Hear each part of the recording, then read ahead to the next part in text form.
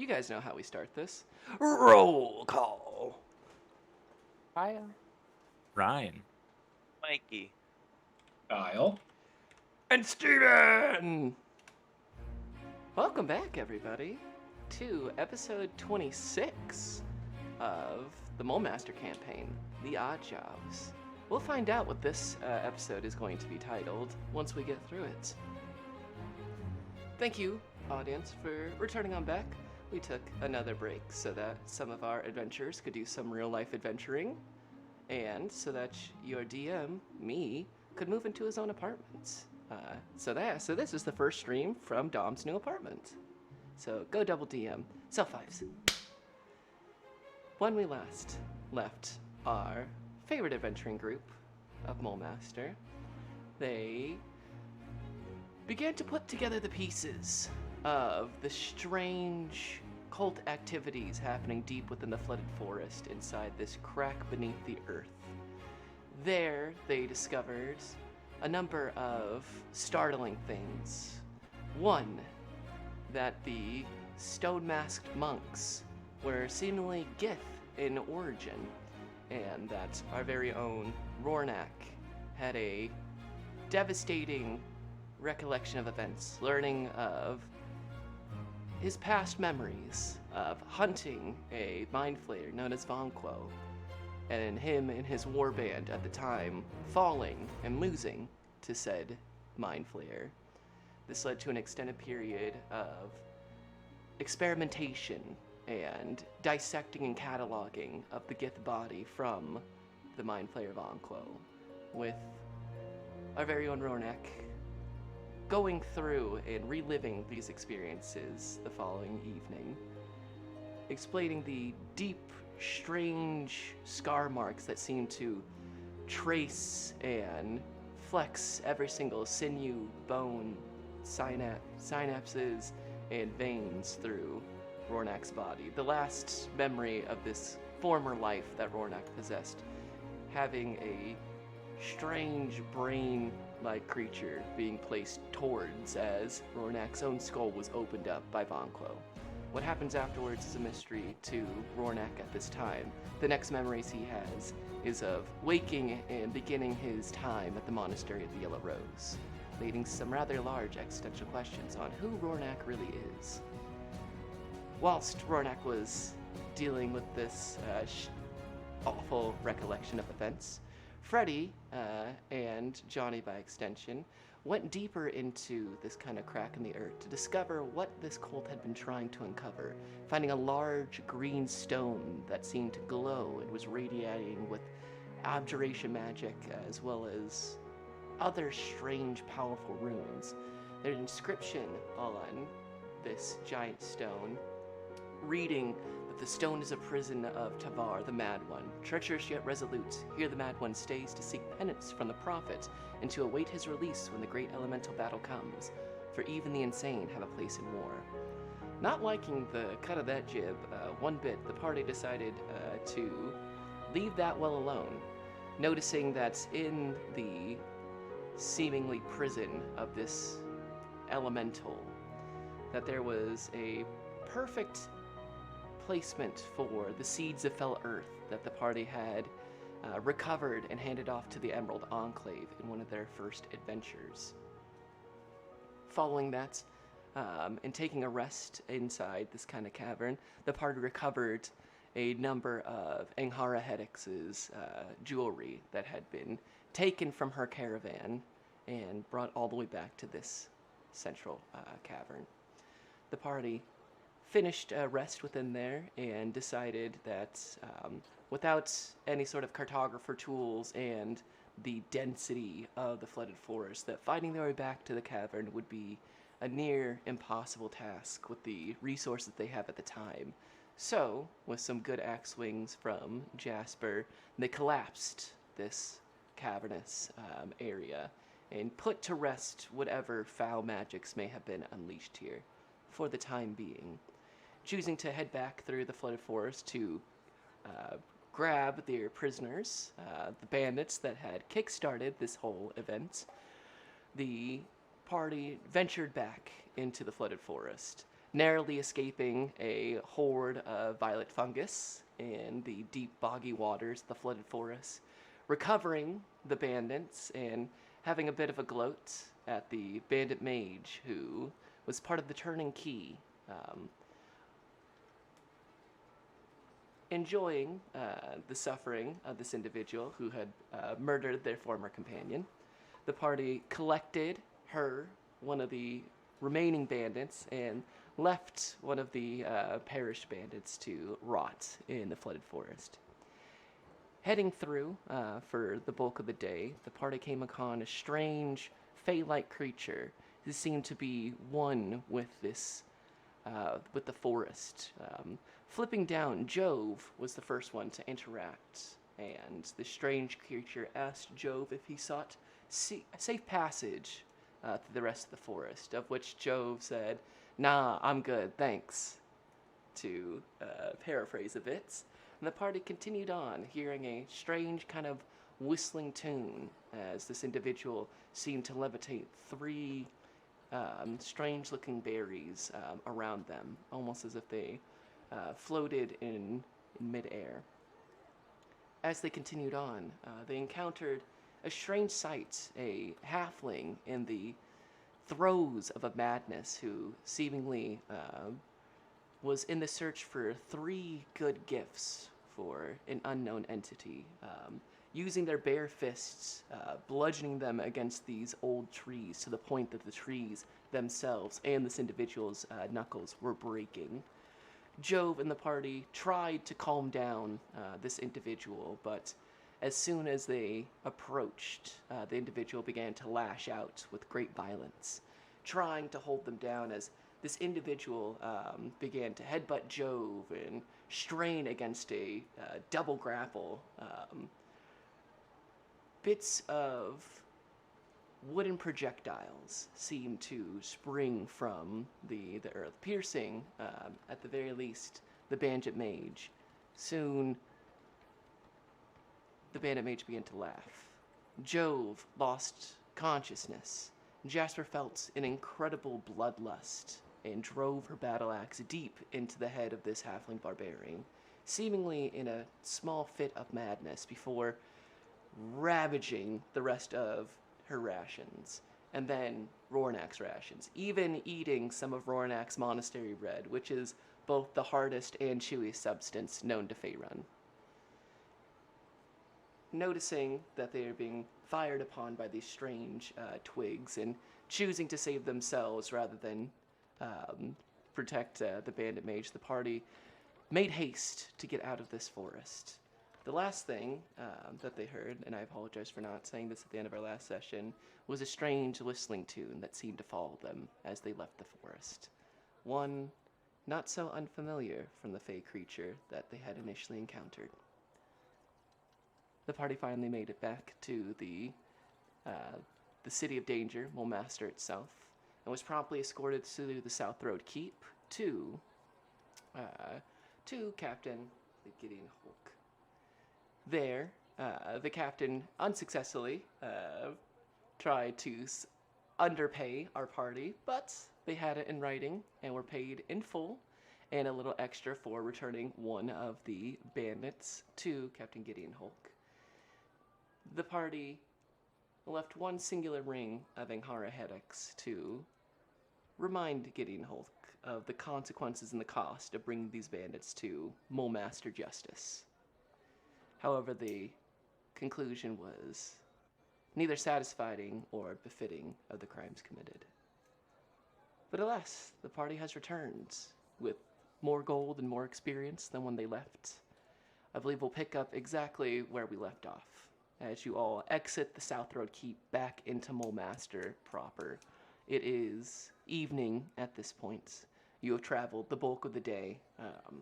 You are all rather tired. It has been, at this point, 3 days since you've left for Mulmaster. One little bit of bookkeeping. Kaya and Kyle / Jove and Jasper, please each add 1 renown point. Ooh. And would you tell me what your renown point totals are currently? I'm at 4. That would put me at 3. Excellent. Good to know. So, uh, party, what would you like to do?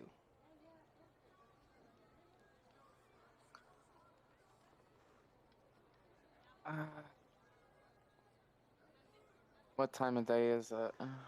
It is evening. If you were to guess, you'd probably say around 8, 9 o'clock. In most cities, it would be lights out, but Mulmaster is a very large city with lots of people in it. Even at night, you can see that the many lamp lights that litter the main roads of Mulmaster are bright and burning with the strange hazy glow that fills the Bay of Mulmaster. Well, I know I could use a fucking drink. I don't know if anyone wants to join me. I'll Oh, take yeah. you. Yeah. I'll take you up on that. I feel like I could, yeah, I could go for something to just take my mind off things. I'm right there behind you guys. To our usual spot, then.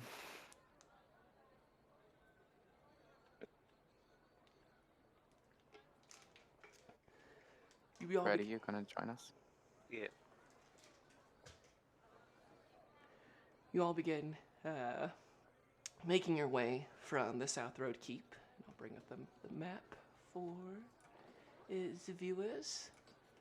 So, city of Mulmaster.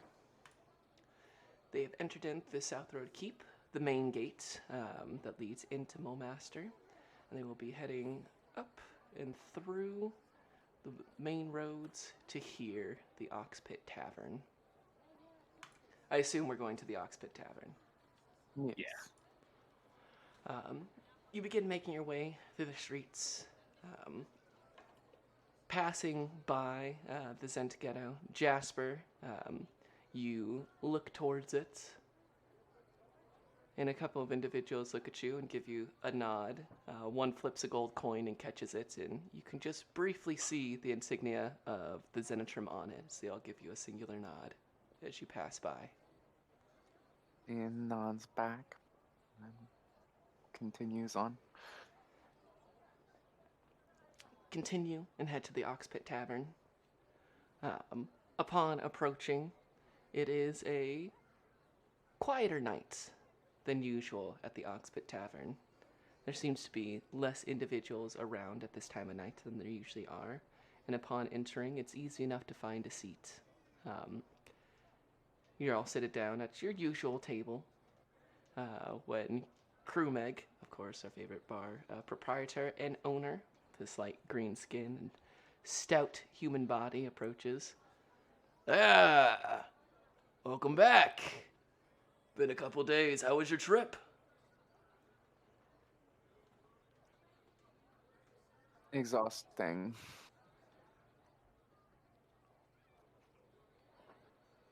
Even with the mask on, you look pretty tired.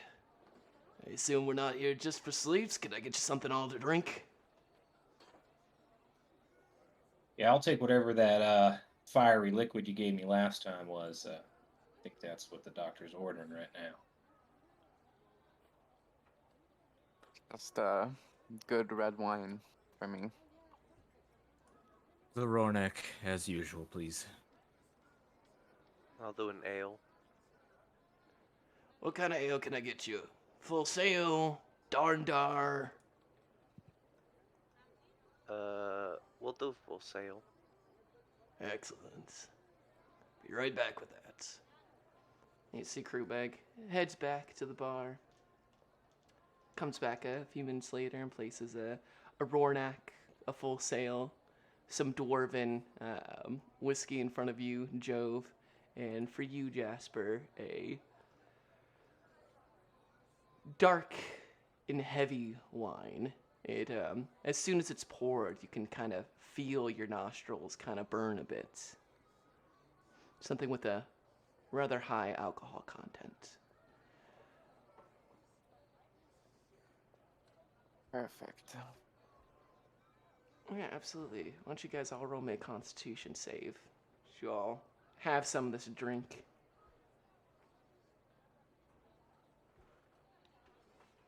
16 for Jove. Just as good as it was last time, Jove. 18. You watch Okay. Freddy as you throw back that full sail, and maybe it's the exhaustion, maybe it's finally just been growing on you, but finally, the sail isn't half bad. 10. With that, Jasper, you drink this, and it is very, very dry. You feel like it is pulling the liquid out of your body as you're drinking it. And you feel that immediate kind of flush in your face, that warmness go through you.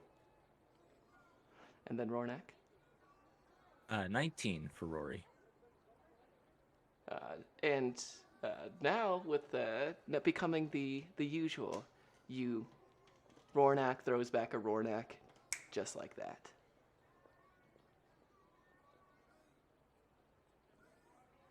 Well, folks, are we due for a couple of days off, or do we got any jobs lined up tomorrow morning? Didn't Crew Meg say something about a friend needing help with something, or I fucking forget. Roy, do you remember? I do think that there was another job that crewmech needed help with. I'll be honest, I've forgotten the exact details. Have to catch him again here real quick.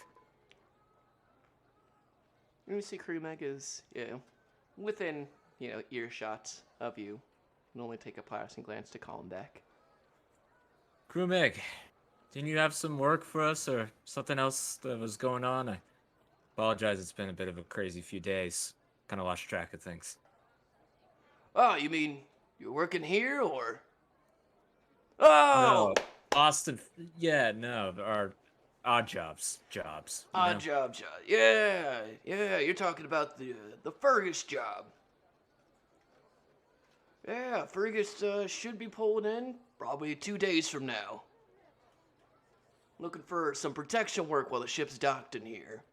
Something about new goods coming in, valuable something or other. Kind of a bit of an odd guy, but yeah, he should be in the Bay of Mulmaster in about 2 days from now. Last time I got a letter from him. Well, what do you all think? A couple days, take a rest, and then right back to work? What are you all feeling? That sounds perfect. Same here. I'd like to get in contact with my handlers at the Emerald Enclave, and frankly, I think we all deserved a little bit of decompress after all that. We've seen some shit, but I gotta admit, folks, that one hurt. I still feel it on my shoulders. I can't help but feel responsible for what happened to Ankara and her kin, but I know it wasn't us who did it. Still doesn't make it easier.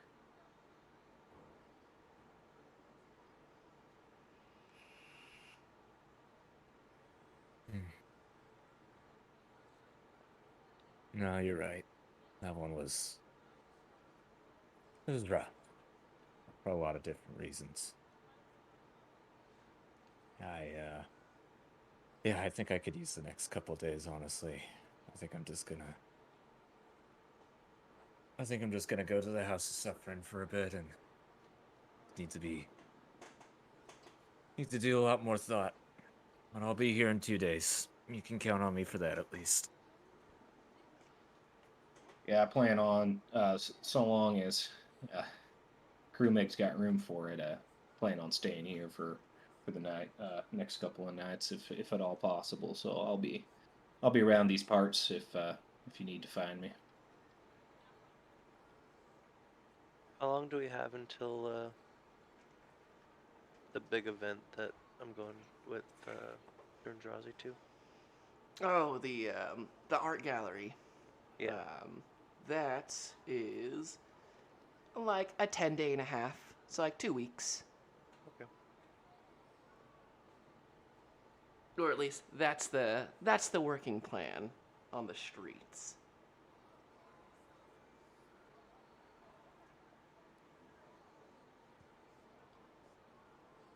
That is also, coincidentally, same night as Laps's date with Andric Goss. Yeah, you won't catch her bragging about it, though.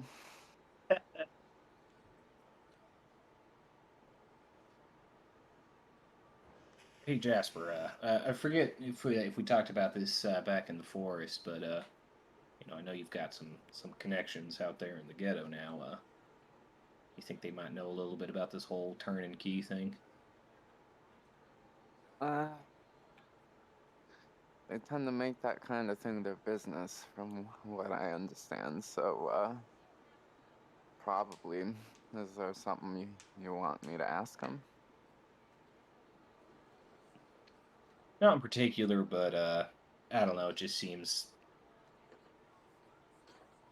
like a big deal, and so if we can get some more information on it, that would be awesome. I'm planning on asking my folks at the Emerald Enclave about it, but I don't know. They don't really deal as much with thieving and trickery, but I mean, she was in the depths of the flooded forest, and that is very much in their wheelhouse. So just hoping we could attack at a couple angles.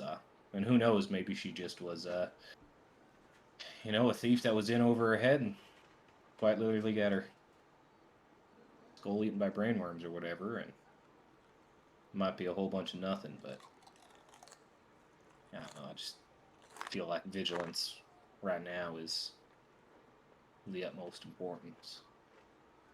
Yeah, I'll see if Ekwar's ever met her and knows anything about the things she was up to.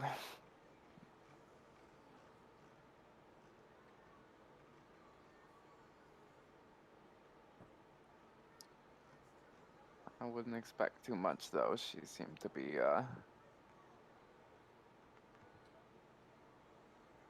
kind of doing her own thing. Yeah, definitely a sense of fall from grace type of deal, holding on to something that was long dead, and maybe just using it as trappings and dressing to get other bandits who may have heard the stories under her tutelage, as it were. So,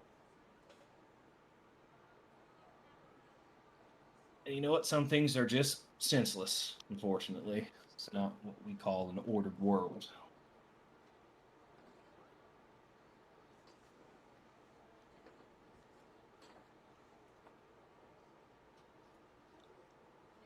I think the one. Sorry So for, killing that guy, by the way. I don't really know what came over me.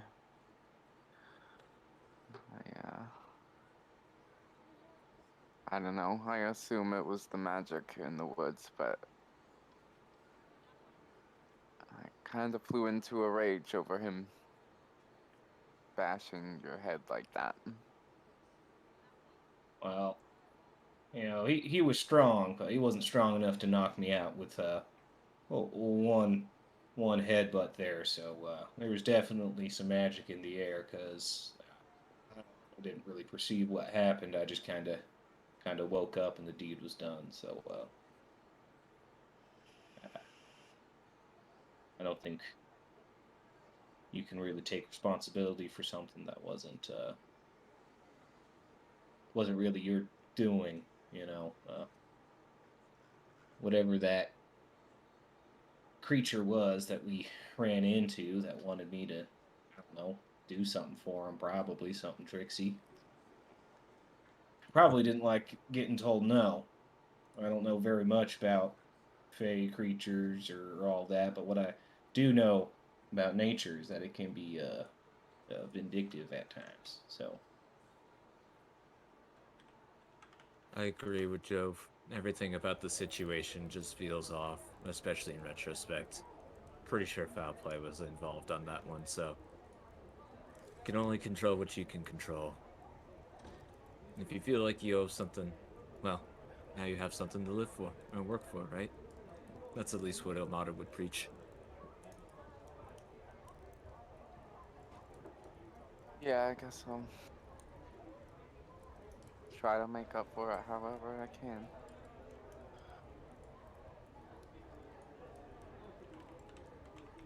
I'm not really used to all that penance shit.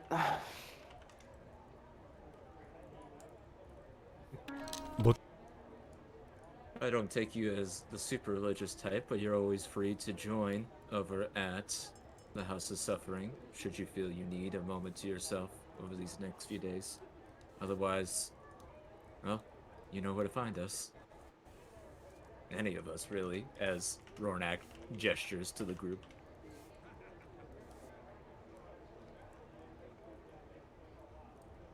Yeah, I appreciate that.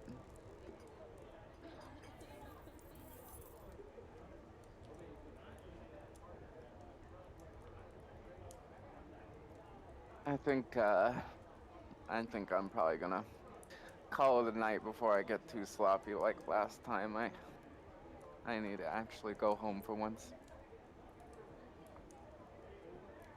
Yeah, I'm feeling the travel as well. I think I might retire myself. So I'm glad we did have this little sit down.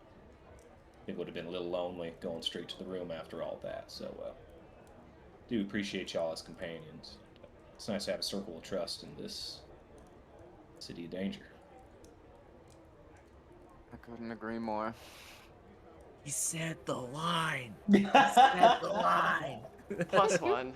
I'll give you that. Yes. We went through this long. We went through 26 episodes without anybody actually saying it. You get the +1.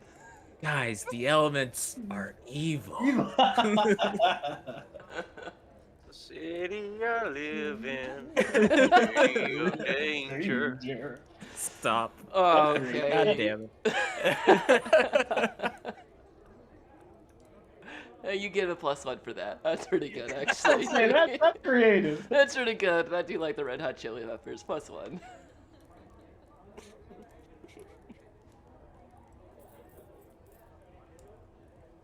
Yeah, I guess at that point, Jove would go and talk to Crew Meg and make sure that there's lodging and stuff available and kind of settle up all that in the tab. And in fact, he's just gonna cover the tab for everybody for the night and grab a room. Yeah, mark off 5 gold. Will do.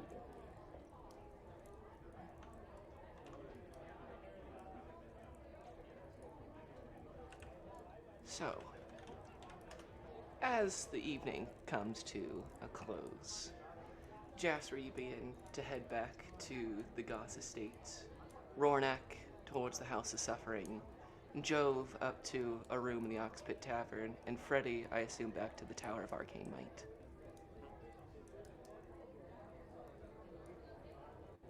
Let's have all of you guys roll a d10.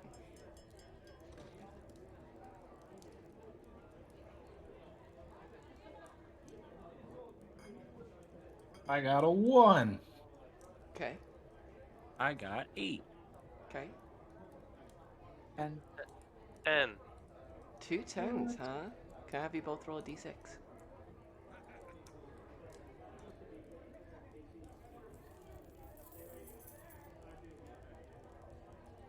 One. Alright. We'll start with Jasper. Jasper, you begin to head towards the Goss Estates. However, as you are heading there, you begin to notice individuals. Masked individuals. And they're heading not towards the Goss Estates, but in the direction of the Shrine to Mask. And as you begin to pass by, you do notice one individual. While you see a number of masks, some wooden, some ceramic, some little more than just a cloth to cover from the nose down, you do see another individual who is wearing a mask just like yours. They spot you and say, Good evening, DeMarcus. Good evening, Demarc. I take it there seems to be a gathering. The night is young and full of darkness. The perfect time to blend into the shadows. Would you care to join? It would be my pleasure. You begin to follow this individual, weaving in and out of the streets, sometimes going on the main roads, sometimes dipping into the labyrinthian maze of back alleyways that snake through Mulmaster. Occasionally you see other individuals in masks. However, as you get closer and closer, you see another feminine figure wearing the same mask as yours. Another small, no bigger, no taller than Jove individual wearing a mask just like yours. And then lastly, a very thin and very tall individual wearing the same mask. You count 1, 2, 3, 4, and yourself, a fifth. As you see the large,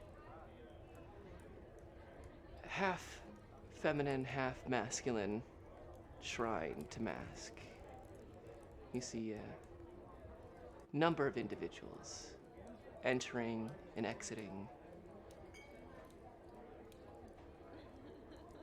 The first individual wearing the same mask of yours says, "Have you heard his call? Are you truly called upon by Mask? Or are you just a facade?" As you see him kind of scan, now you see the better part of must be at least 50 or so people. Some of them laughing loudly, pushing against each other, horseplaying around. There seems to just be a laissez-faire, a callousness to many of the followers that are here. You see two individuals, one even managing to pull the mask off the other. You see a young, noble-looking boy who laughs and immediately puts the mask back on and chases each other. You see a group of what appears to be young, similarly dressed noble girls giggling in this kind of crowd of individuals. You see what appears to be an older couple who, with cane in hand, walk, just taking in the sights, wearing thin wooden masks, just barely concealing their features. You just see falsity. As the individual continues to look at you,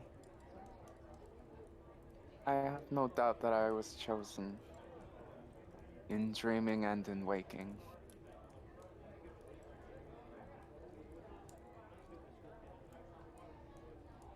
I assume the same for yourself.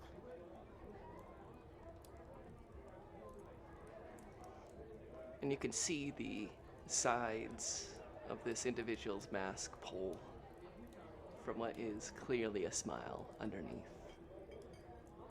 Nods to you. And you see the other three individuals, one short, one tall, one feminine, all gather closer together. Then watch and learn, DeMarcus. Watch and learn. As you see them glide through this crowd, narrowly avoiding brushing with anybody. Go ahead and roll me a perception check, Jasper. Okay.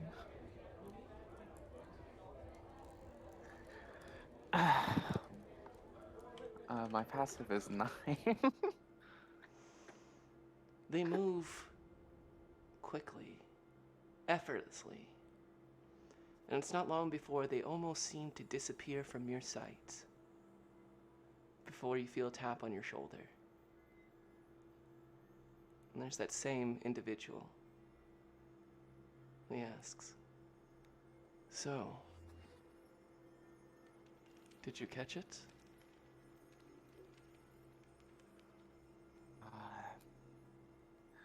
I'm afraid you all lost me a little bit.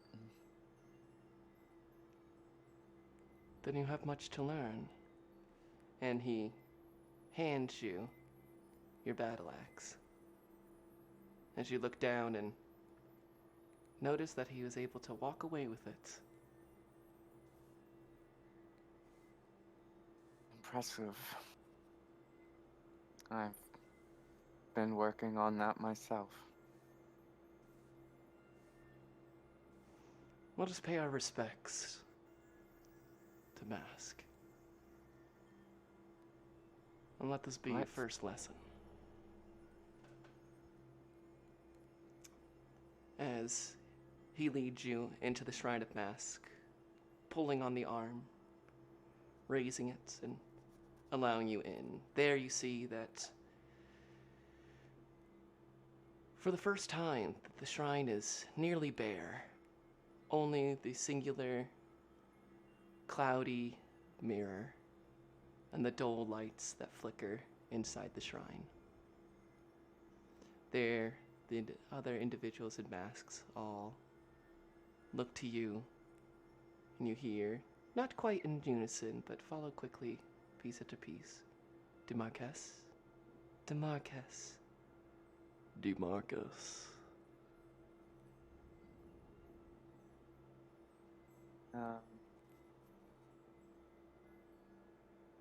She will kind of respond in turn to each of them.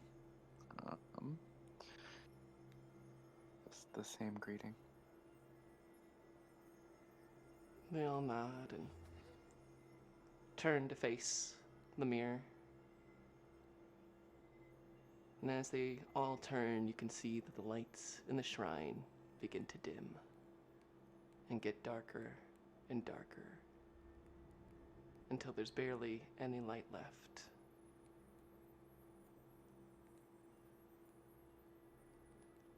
And ever so faintly, you hear, "Hello, my followers. My chosen few. The hand of Mask. 4 fingers. But every gloved hand has a 5th.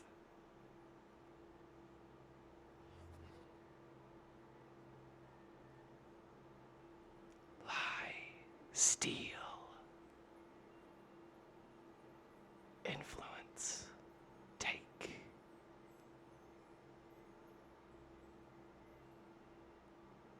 Whether it be through fist or through sleight of hand, make my presence known." And you feel, ever so slightly, a calm hand, strong but lithe, gently brush the features of your face. You can almost swear you can feel the gloved hand, hear the sound of it press up against your mask. You feel this calm but cold chill run through you. And the lights return. And you look into the mirror, and there you are, Jasper, alone in the shrine. The Mask of Mask reflected off the mirror, leaving just you.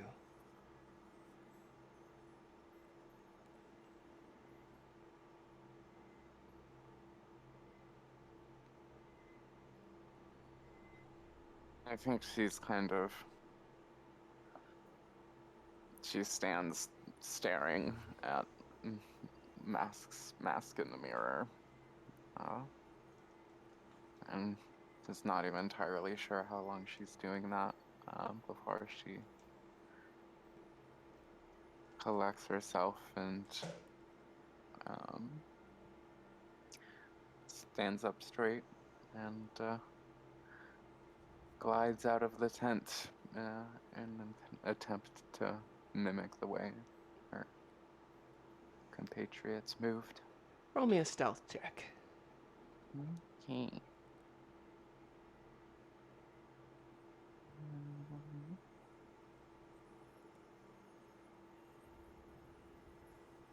25. You head towards the other arm and exit out, gliding, mimicking the movements that you briefly saw, trying to invade the crowd without ever leaving a notice, going from shadow to shadow to shadow.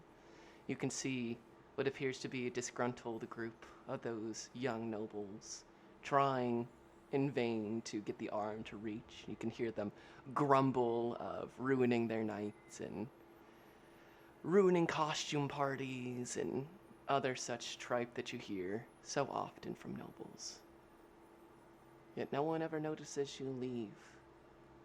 And as you do, the other arm finally opens up, and the rest of the crowd is able to begin to enter into the Shrine of Mask, none the wiser of your presence. And it's almost as you glide from shadow to shadow to shadow until you arrive back at the Goss estate.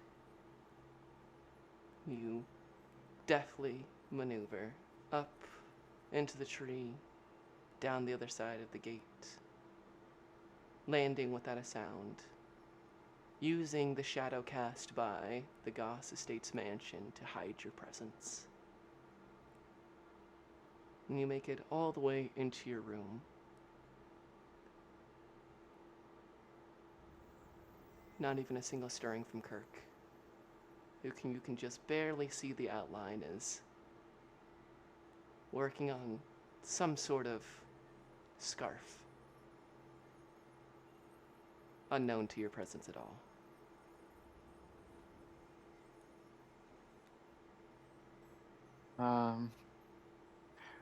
A very small, decent part of her wants to scare the shit out of him, but she doesn't want him to scream, so she's gonna just move over to her bed and start kind of just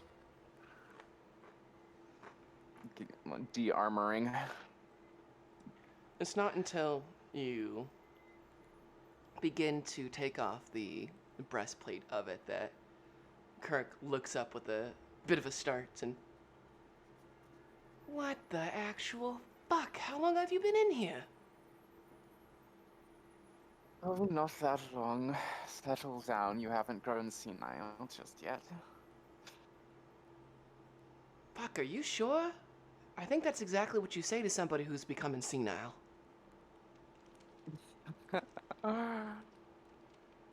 I'm afraid only you can truly know the answer to that. I haven't even hit 100 years yet. Fuck. Yes, I'm afraid you're gonna have to get it together. Wait. You've only been gone for like 3 days. I thought you were gonna be gone for like a 10-day. That was just me preparing for the worst case scenario. Fortunately, we got things wrapped up much quicker than that.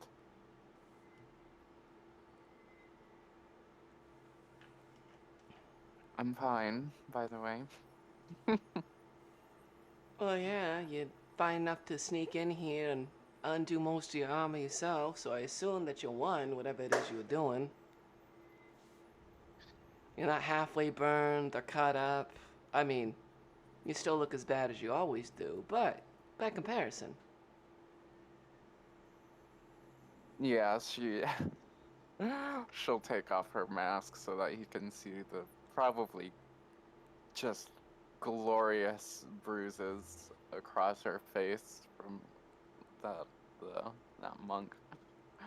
Oh, fuck. I don't know if the makeup's gonna be able to cover that. I'm just gonna be honest. Like, I'm pretty good at it, but Yes, apparently nobody told those thugs not to attack a lady's face. Can you imagine? absolutely fucking rude. No manners. None at all. No, they were paid back in kind, I assure you. So, what's on as Kirk is assisting you, taking off the bits of your armor, helping store it, in kind of the cubby that is up in the chimney of your room. So, what's the plan for you next? You still gonna go talk to that Ilva girl? You going back out again? Staying here for the night, I could use a nice warm bed, but yes, I'll probably leave again tomorrow to post up at the Windswept Tavern. That's where I intend to meet her and go over our options.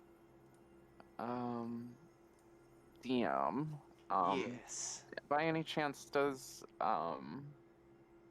do I own any like etiquette books for young Zoras? Etiquette Or books any? for young Zoras. Roll me a d20. Okay. Shit. 9.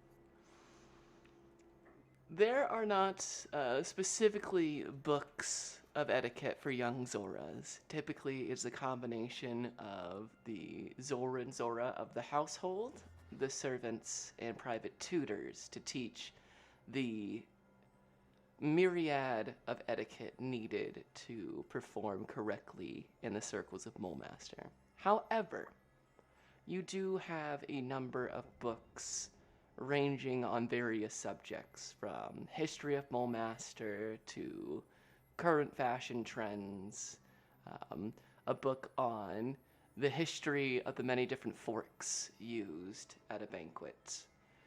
None that would Oh, encompass that's very everything. important. Yes, none that would encompass everything needed by a Zora of your household. But you do have, it's like after you finish college and you just have a shit ton of textbooks and like, this won't teach you the whole course, but you'll get the gist. It's a lot like that.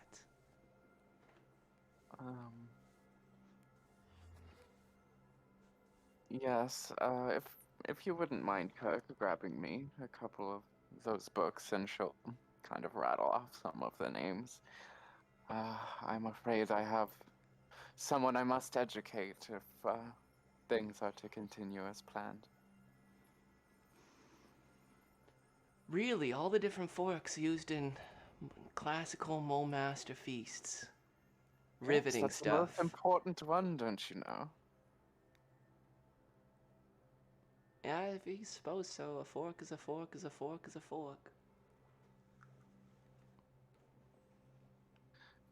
Yes, if you wouldn't mind just setting it with my bag, that would be much appreciated.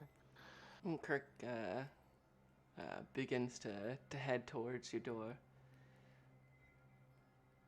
I'll go get those books, and I'm also gonna draw you a bath, 'cause you smell, in no uncertain terms, like a bloody swamp. And that's not like a euphemism. You smell like blood and swamp water. Well, better than smelling like raw sewage like last time. In that, you are correct. That is an improvement. But here. Thank you, Kirk. Yeah, no problem, Lapis. Hold on. And Kirk makes his exit to go gather your things and draw a bath from you.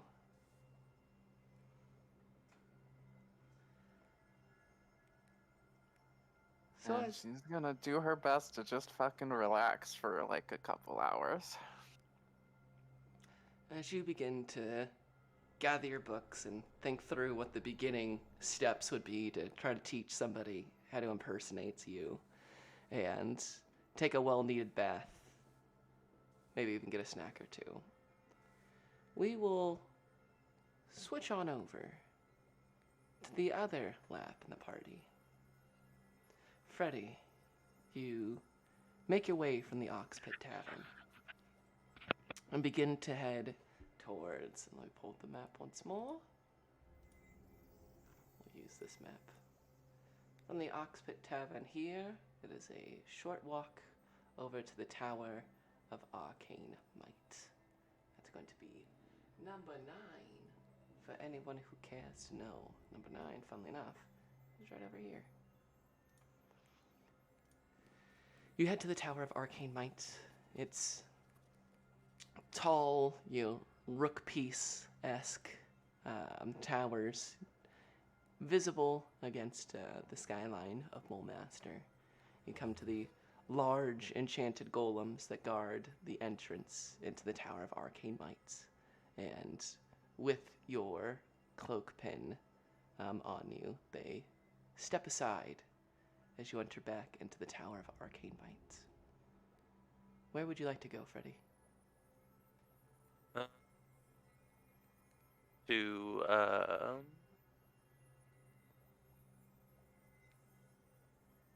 my teacher, that Nevlon Dijwan. Indeed, to Cloak Nevlon Dijwan. You enter back into the Tower of Arcane Might and head a number of stairs up until you reach Nevlon Dijwan's room and give it a quick knock. And shortly afterwards, the door opens and you can hear the mage hand gripping the handle and pulling it open smoothly. And there you see Nevlon scouring over what appears to be 2 smaller tomes, transcribing from one onto the other, back and forth, which you would recognize as a scholar and a wizard in training, as he is transcribing some sort of spell from one spell book to another. You can see various amounts of inks and other incense, small gems, and the like, as he goes from one ink pot to the next in rapid succession, before looking up to you and, young Cloak Freddy, you've returned.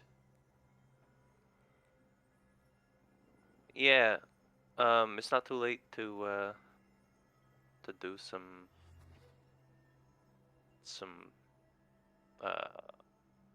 divulgence, whatever word you want to use. Typically, I might be off-put at such a young member intruding upon my quarters, but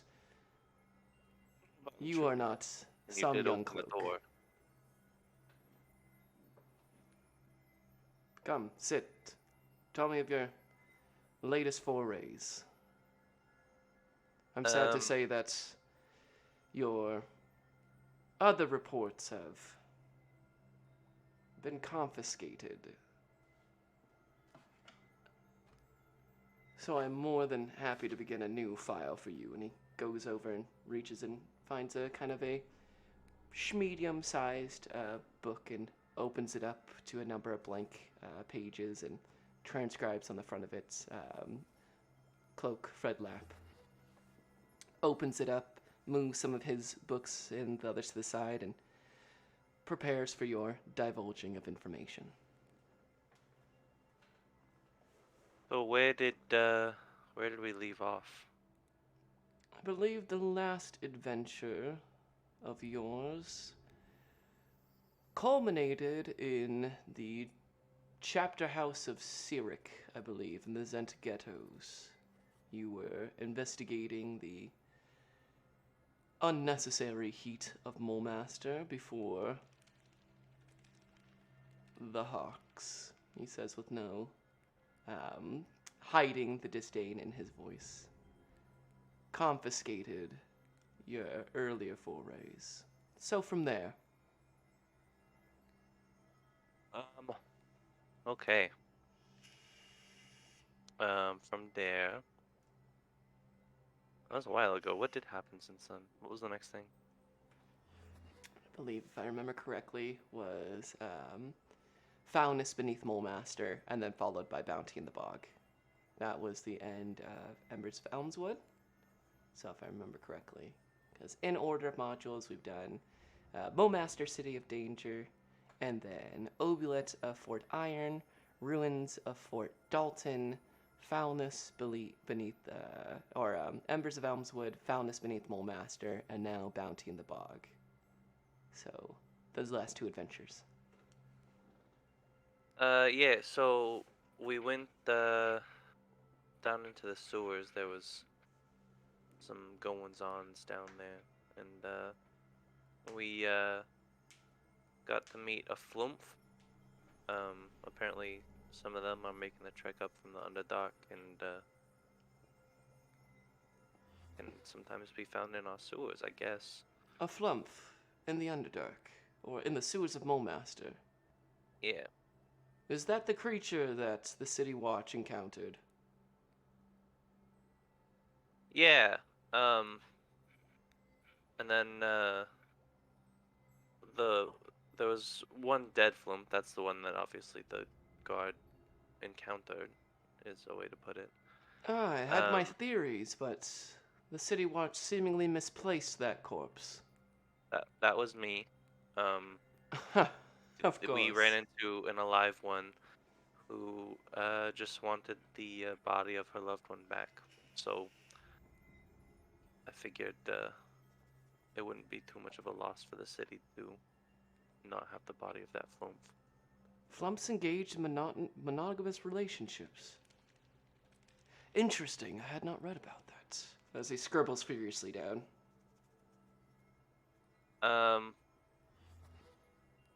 We also ran into a group of people who were also down there looking for some treasure and kind of struck a deal to help each other out going through the sewers.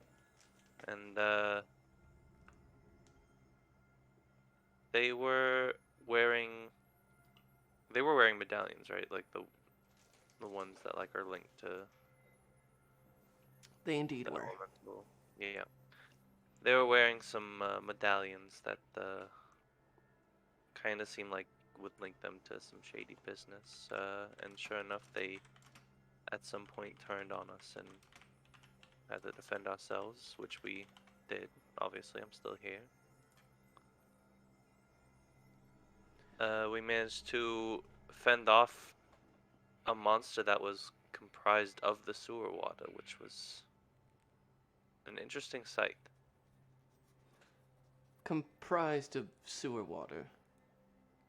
Yeah, like a water elemental, but it was being summoned up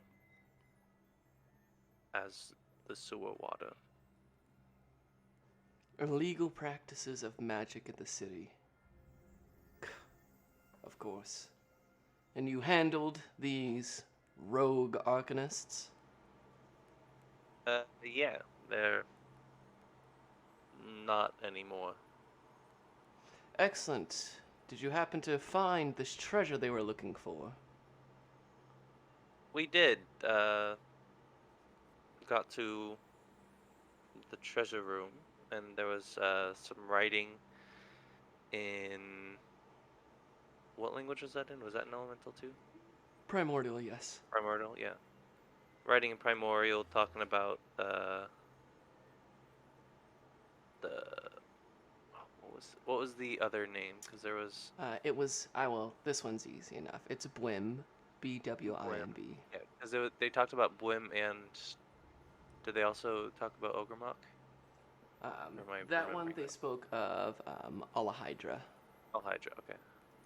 Yeah. So the writing on the walls talked about Alhydra and Bwim, uh, which I'm sure you know more than I do. So if I know anything about that name, you must own a book on him. Yes, the name is familiar, although not in common name by any means. Blim is typically referred to as the Baron of Ooze. He's a archamental of all manner of oozes, slimes, and other strange creatures. Although he has not been worshipped nor spoke about in any of more modern history. Well, you can find some stuff on him in the sewers, so that's fun. But yeah, in the Troubling. treasure room, we saw the chest, sarcophagus, whatever word you want to use for the stuff that treasure was stored in. And on the way over there, it turns out that it was on some seemingly cursed soil, which is another thing that might want to be looked into. If it's right beneath our city, it's probably something that we don't want to have no knowledge in. And this sarcophagus, who was it made for? Bowmasterites?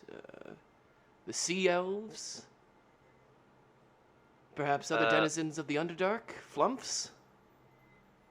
Being on the cursed soil, I didn't stick around much to look at it, and I was not one of the few to actually open it up. I made my way out of there. A wise move. No need to put yourself in unnecessary danger.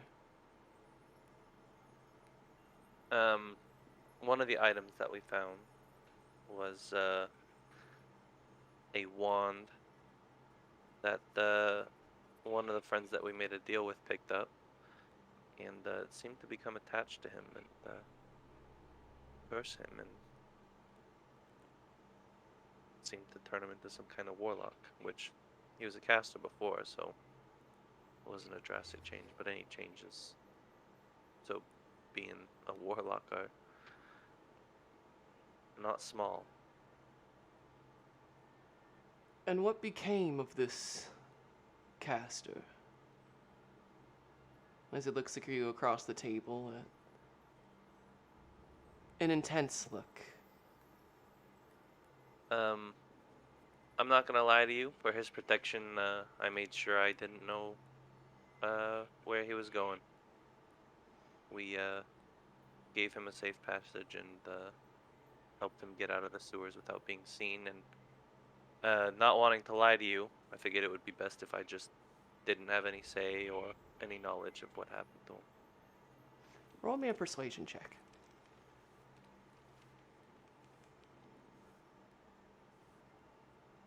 23.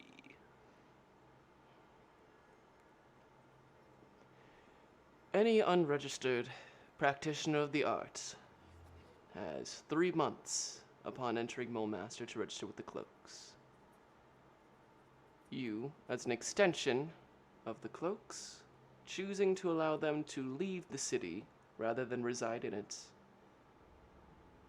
whilst not the optimal choice, is acceptable. I will defer to your judgment in that point, and I believe you, Freddy.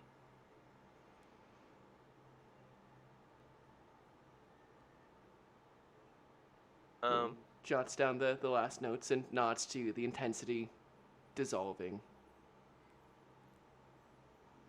So from there, not too much. And then we got a job to protect a caravaner from. I'm gonna need help on that one too. Captain Where's she Gideon from? Hulk and No, not Hara the. Hedix, Yeah, the where's she caravan. from? She was heading down past Raven's Bluff to Savantress, which is south into the Sea of Fallen Stars. Where was she from, though? What She was that? from town? Icewind Dale. Icewind Dale. Yes, in the far northwest part of Faerun. Yeah, so she was from Icewind Dale, and we weren't really sure why she felt she needed protection, so we were very cautious, and turns out she wasn't really doing anything weird. She just wanted some help being safe. Um, Obviously, being from Mole Master, she didn't trust us. Past just being her guard, so we weren't able to keep as close an eye on her as was necessary, and they were ambushed in the night. And so we chased down their attackers, and seemed like they were using some silence magic and other things. We followed them to a camp where they were kind of just posting up. And from there, we found out that the leader was doing something down in the mines in the flooded forest. So clearly, that's the next place we went. Mining in the flooded forest. A difficult endeavor for even the best of miners. Yeah, these people definitely were worth their weight in a fight. We eventually found the mine thanks to the help of some lizard folk. Don't ask me how we got help of lizard folk. I couldn't tell you. I'm surprised they didn't consume you. Typically, leathers folk are rather base. They are predators at their core. Yeah. Most And mole masterites who would meet a lizard folk would certainly turn into a lizard folk meal. And guess you impress a can bit just- of diplomacy, Fredlap. yeah, I guess you can just toss it up to us being very persuasive and trustable adventurers. Inside this mine you found deep within the flooded forest. What became of it? Um, there was some just like some elemental things. Then there was there was a giant ooze down there, trying to eat us up. But we managed to take care of it. Then as we went deeper, we ran into some weird monk people that reminded me a lot of my teammate Rornak. Yes, but what were they searching for in the flooded forest? There's nothing there but nature and swamp water. Well, it Now was that also interesting. The people that were looking for it were being kind of controlled by intellect devour. Pardon me, a what? An intellect devourer? It's a little brain that eats your brain. That is disturbing news, Fredlap. And they simply were digging? What were they trying to find? I think they found it. They just weren't able to finish whatever they were trying to do with it. But it seems that there was something else down there with elemental written on it, talking about how it was some kind of prison cell for some madman, and how he was gonna come up when the elemental war starts. Um, and so we ended up just on our way out demolishing the mine, and even if I wanted to, I wouldn't be able to direct you back to where it was, because the only way that we found our way there in the first place was the lizard folk, and I don't know if I'd be able to ensure their help again.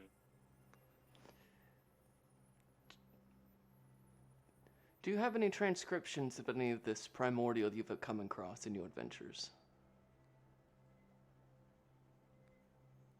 I did write something down. You did. You have notes from both the cavern and, I believe, from what was written on the prison available to you. So I will show him those, making sure to not open to the page with the weird uncomfy symbol. Yes.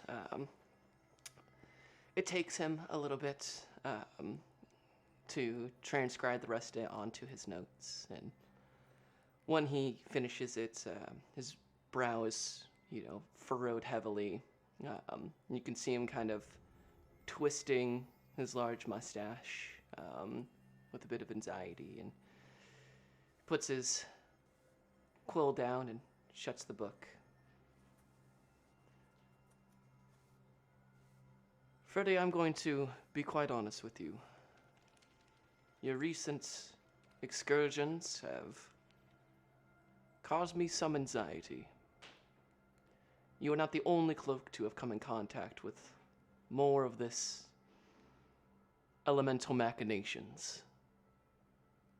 We have various reports of cult activity, strange anomalies. We've even begun to receive reports that there is a large storm brewing from the Monastery of the Yellow Rose. And quite frankly, I don't know if the cloaks have enough genuine and experienced spellcasters to weather this oncoming storm. You have proven time and time again of your resourcefulness, diplomacy, and most importantly, your ability in spellcasting. So, normally, it would take the better part of a year to recommend you for the next rank. However, I don't believe I have a year to wait. So, I am recommending you for the next trial to increase your rank in the cloaks and allow you to act more independently. Begin delving deeper into the magics we possess, our organization, and more importantly, to allow you to investigate within the city more frequently. I would be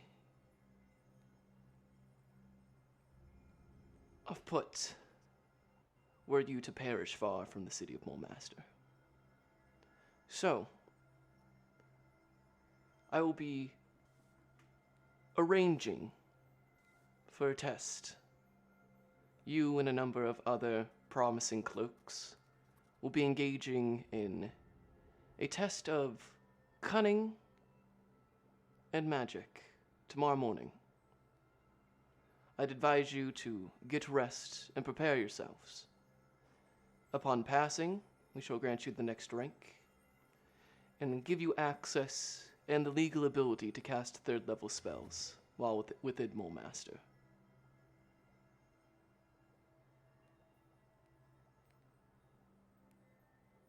All right. That sounds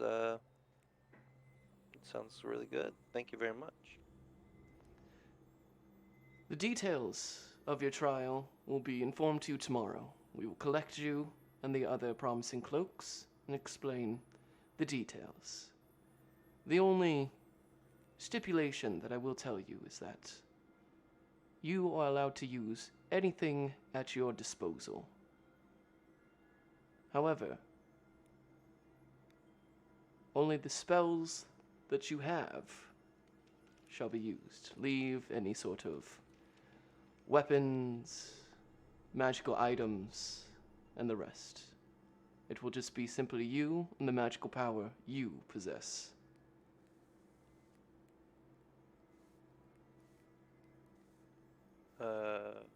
Okay. I'll have to start reteaching myself how to play my non-magical instrument.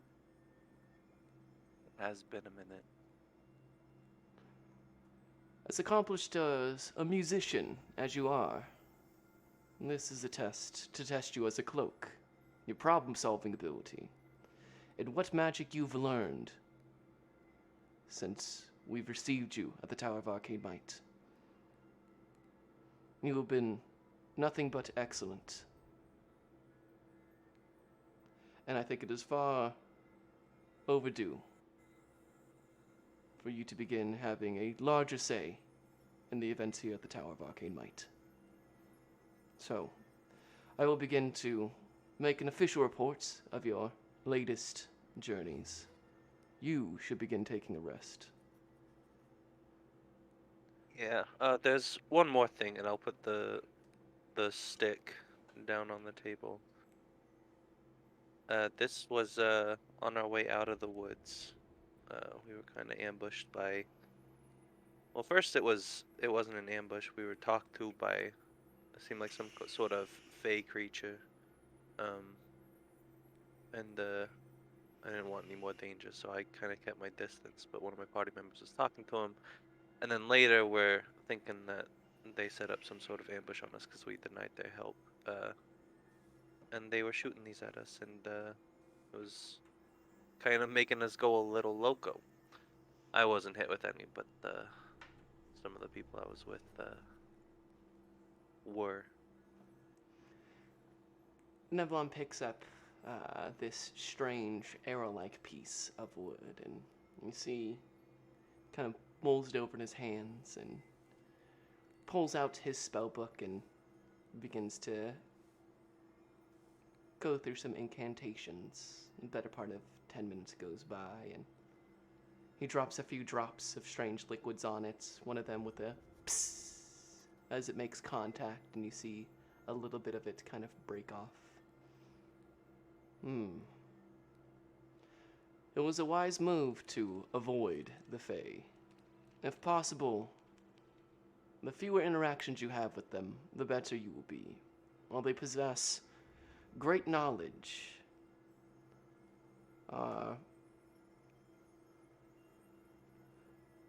mortal binds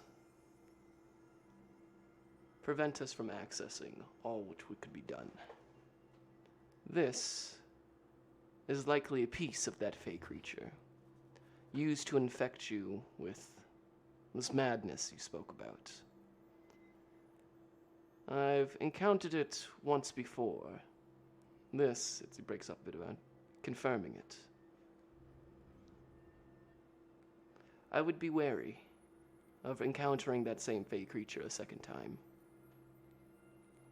At their best, they are devious, and at their worst, they possess a malice far greater than any of you and I could conjure.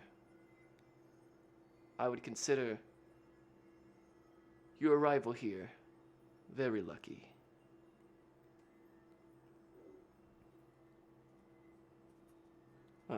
With that luck, I will go rest now. Good night, Cloaklap. I wish you luck on your trial tomorrow.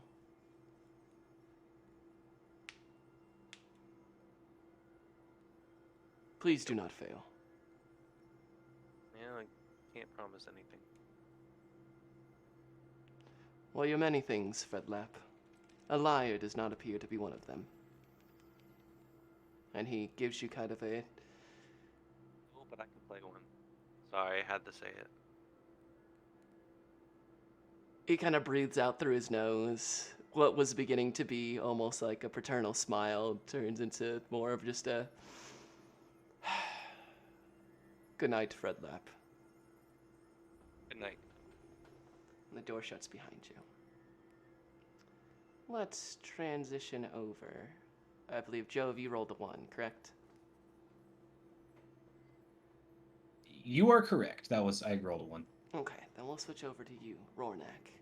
As you leave the Oxpit Tavern, you begin to head back down south towards the House of Suffering. You pass by some of the poorest parts of Mulmaster.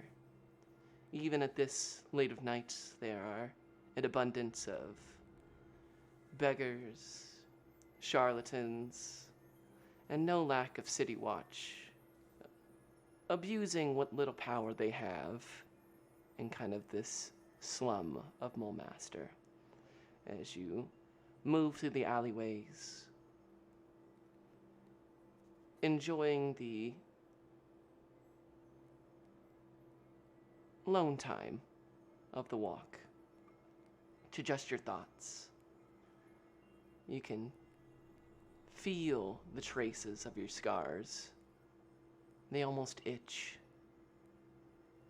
And it's not long before you see the low, flat building that marks the House of Suffering. You can see that it appears that there is a increased amount of movement from the House of Suffering when you arrive. And as you enter in, you can see that a number of beds are in use, far more than you've seen in your time at the House of Suffering. They all seem to be filled with rather young individuals, most of them no older than their early 20s. Many of them seem emaciated, as if they haven't been eating. And many of the brothers and sisters you see, the Ilmateri, as they're referred to, trying to give food and drink to these individuals. They don't appear to have any sort of wounds or outwardly abrasions. They all just seem very thin and malnourished. Some appear to be denizens of this part of the city, but you do notice it appears that one, maybe two, seem to be rather well-to-do. Their clothing a finer make, their skin missing any sort of pockmarks or scarring that litters the masses of the slums. They could perhaps even pass as nobles in different circles as you enter into the House of Suffering. One of the gray, skull-capped brothers, one of the older ones, approaches you. Ah, brother, welcome back. Indeed, it is good to be back. Wish I was back under better circumstances, but could use a few days to relieve my mind and feel closer to Ilmater. I see that numbers have increased here in my time away. We're having a test of our compassion currently. There's been an influx of those in need of our alms. They're not eating, not taking water, and I fear that their stomachs may have developed ulcers or holes in the lining of it. Those that can eat can't seem to hold it down, and those that can't, well, we try to provide as much mercy as we can. Do we know if there's anything that is causing this? This is the first time I've heard of any such situation here. I'll admit, though, I am still fairly new, so if this is natural, it is just beyond me. It is the throes of addiction that plagues most of these individuals, although in a few cases, looking over towards the more well-to-do patients at the House of Suffering, it appears to be a combination of withdrawal and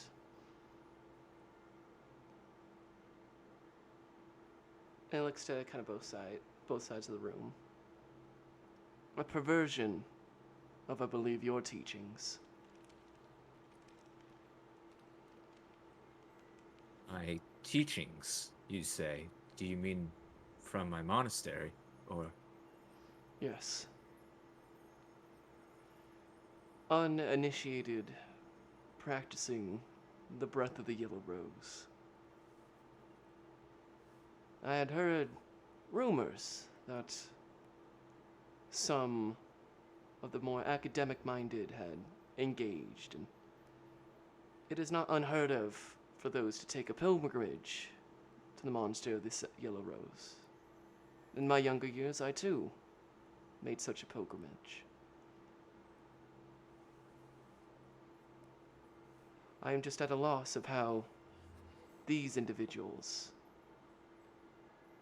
who've never set foot in the monastery have tried to access such a technique.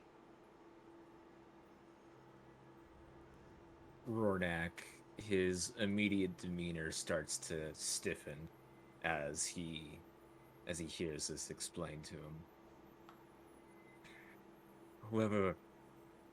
Whatever knowledge they shared, whoever is sharing this with them, highly, highly mistaken. This is not a simple task. This breathing techniques. Someone who doesn't know, someone who hasn't worked on this, I mean, you could deteriorate your entire body trying these kinds of things. And he tries to kind of keep his voice down, not trying to obviously say this too loud with all the victims kind of nearby, but just kind of like almost like grabbing this person and kind of pulling him to the side as he explains the situation. The Ilmatary brother kind of puts a hand on you, and you can feel, the years of weight on it, but also softness. I understand how you must feel, brother.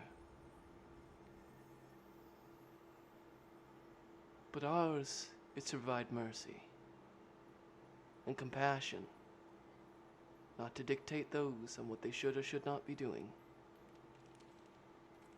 Do not let this chew at your heart. I know you are right. I'm sorry, I just was carried away in the idea of a perversion of these teachings. I know that it is likely not the fault of many who are here, and that there's much more at play, and that here it is our spot to help, not to raise a finger. I apologize. You are forgiven, brother. Perhaps you should take some time to meditate, commune, think of El Mater, and tomorrow, perhaps you may aid us in our mercy and ask questions of these individuals, if you are so inclined to. It is a perversion, I agree, and I would love to alleviate the suffering, especially of those young and impersonable youth of Bullmaster. Poverty is a sickness that inflicts many of these individuals. So silk addiction, and trying to subside on only breath. Is it such a crime to want to escape?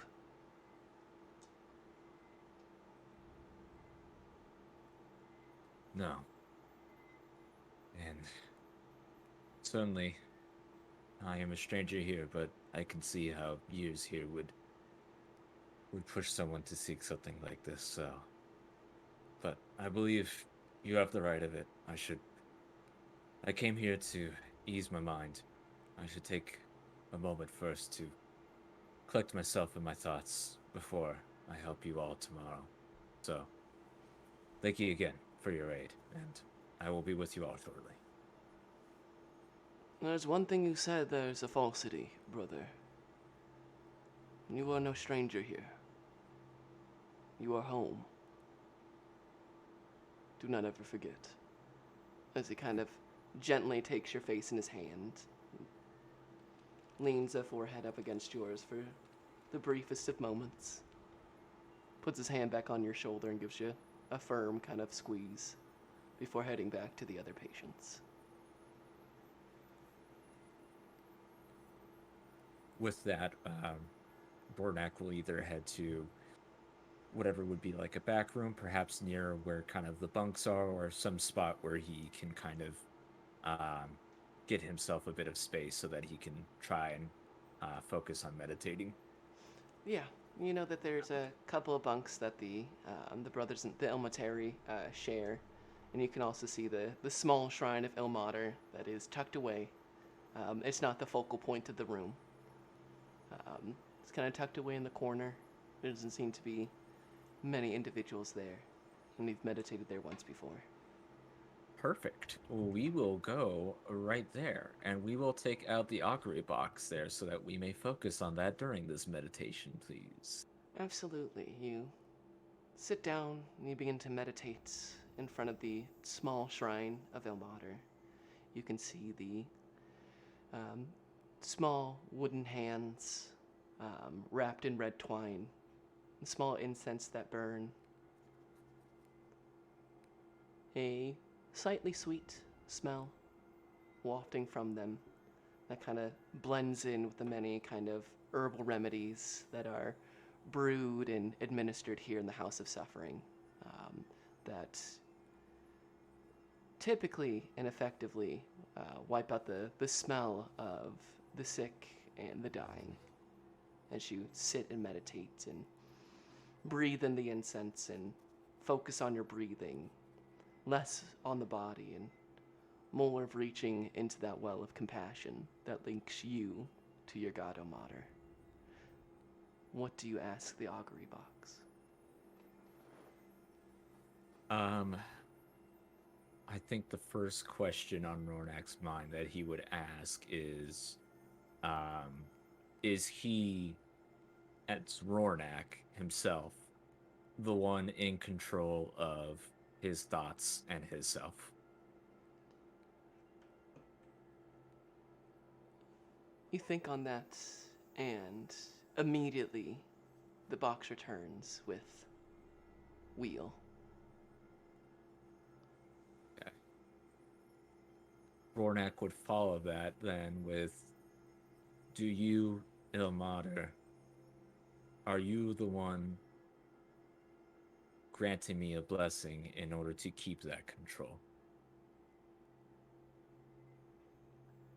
The box and the items in do not move and return with the same answer. Wheel.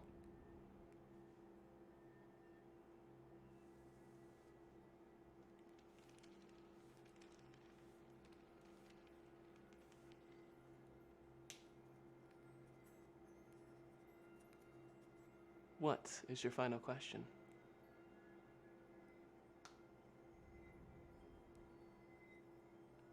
Ooh, if you're speaking, your mic is not coming through. No, I'm good. That's a lot of info there. Thinking on that one. Final question from Rornak would be, am I in any danger of losing that control?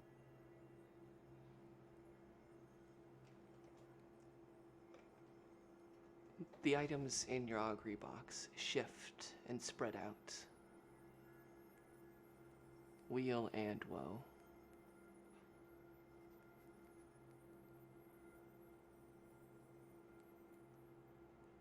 Very well then. Not a question, but Amada, I ask that whatever plans that you have for me, that you continue to guide me, please. And as you sit on that, you feel this warmth just kind of blanket around you. Feels quite literally like there is a blanket being placed around you. Hold you in. And you feel yourself relax into your meditation and go to sleep. And when you awake in the morning, you can see that one of the Ilmateri has indeed covered you in a blanket as you slept through the night. Thank you, actual Godfather. Thank you, Divine Father. Now we will transition the scene as where you take your rest and commune with your god. Over to Jove. As you exit the Oxpit Tavern, you, I believe, took your rest in your room. Mm-hmm. So we'll start the following day as your other companions are sleeping, preparing for their trials, communing with their gods, and other such endeavors. You awake to the following day. Sore in some areas, but ready for what appears to come next. What would you like to do, Jove, as you awake this morning?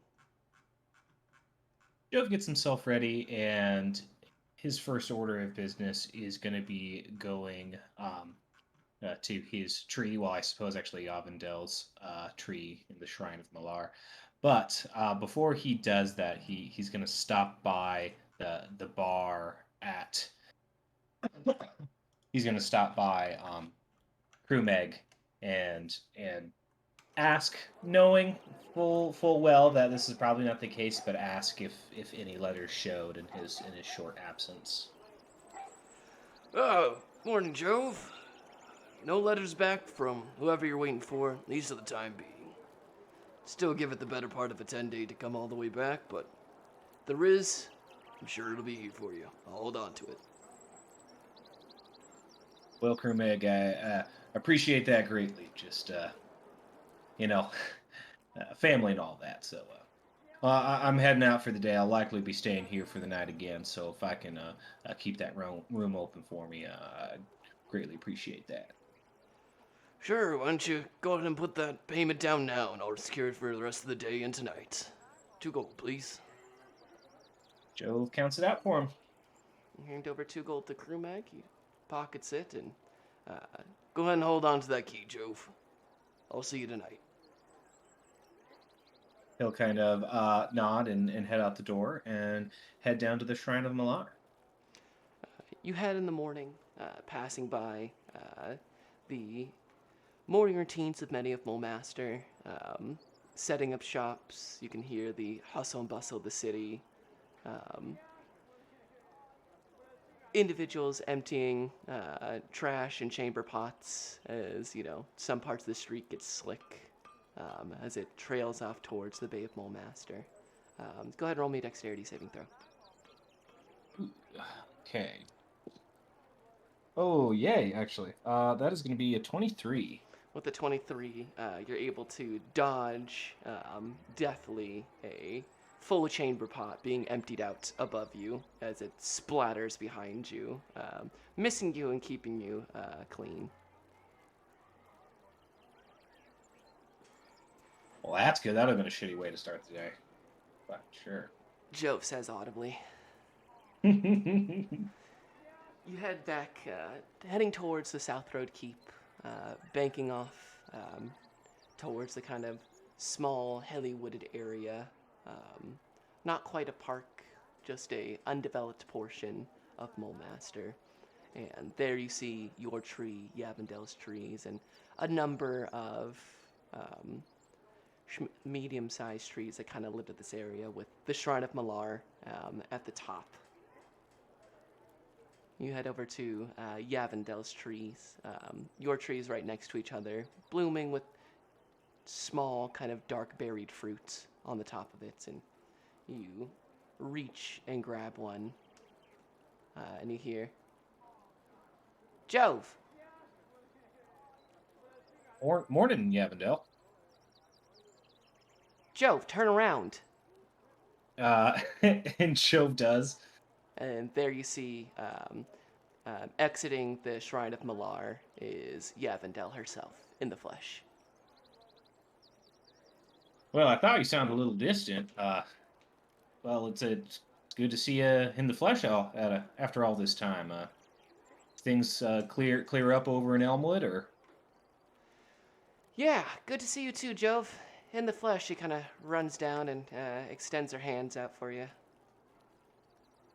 He'll grasp and give a hearty shake back. Yeah, we're just about done with everything in Elmswood. Should be all taken care of for now. The fires are out. Most of the stuff's been cleared. Enough that nature will take back that area.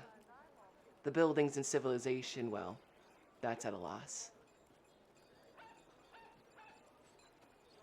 Deeply unfortunate, but I'm glad there's at least something of a silver lining in there. But speaking of nature, last time we spoke, I was telling you I was heading out, doing a little caravan garden. Well, that ended up taking us into the flooded forest and found some disturbing things. First off, we came upon a sort of bandit group. Some of them were there just looking for their next meal, but the leadership of the ring was from the Turn and Key. One of my compatriots, they seem to know a little bit about it. I wasn't familiar with it. I guess some, I don't know, legendary thieving group or something like that. But we ended up traveling a little bit farther, and I mean, we were deep into the flooded forest, into some real sticky, gross shit, if I must say. Ran ourselves right into some lizard folk, and luckily, Aquila was there to parlay a bit, and they shot us in the right direction.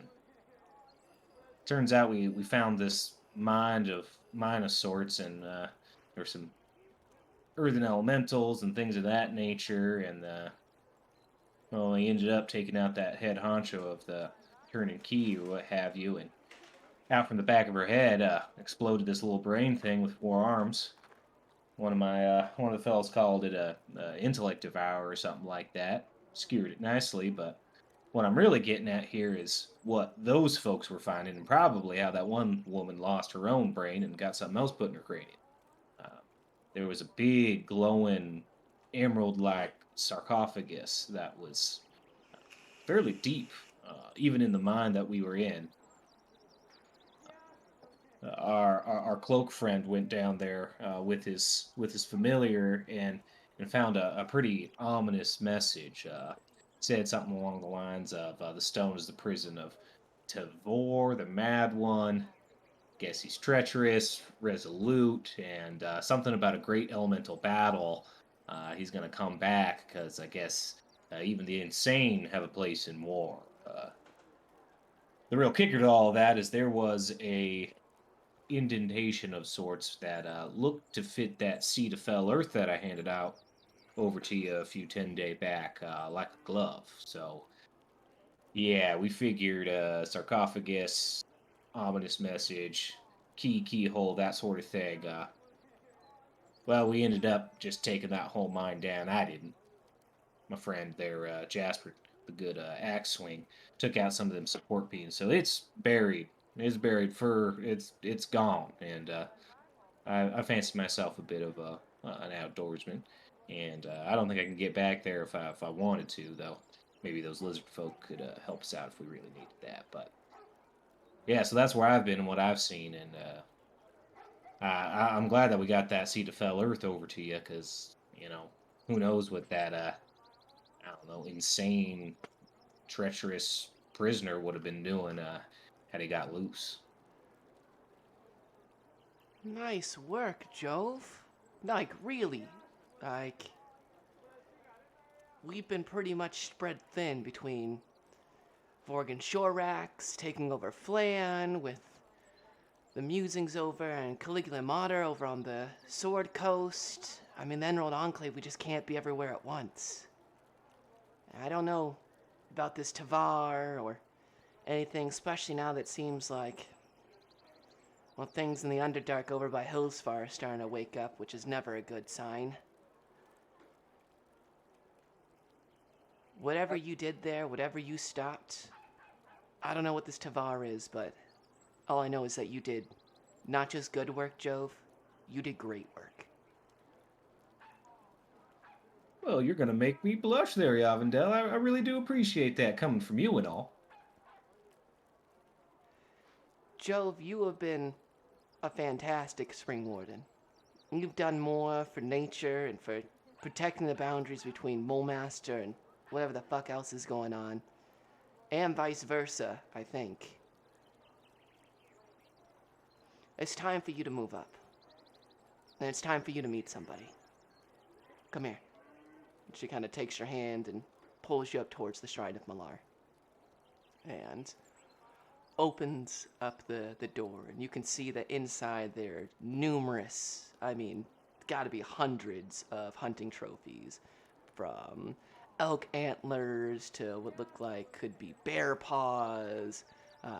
You see what appears to be even a carcass of that violet fungus that you fought.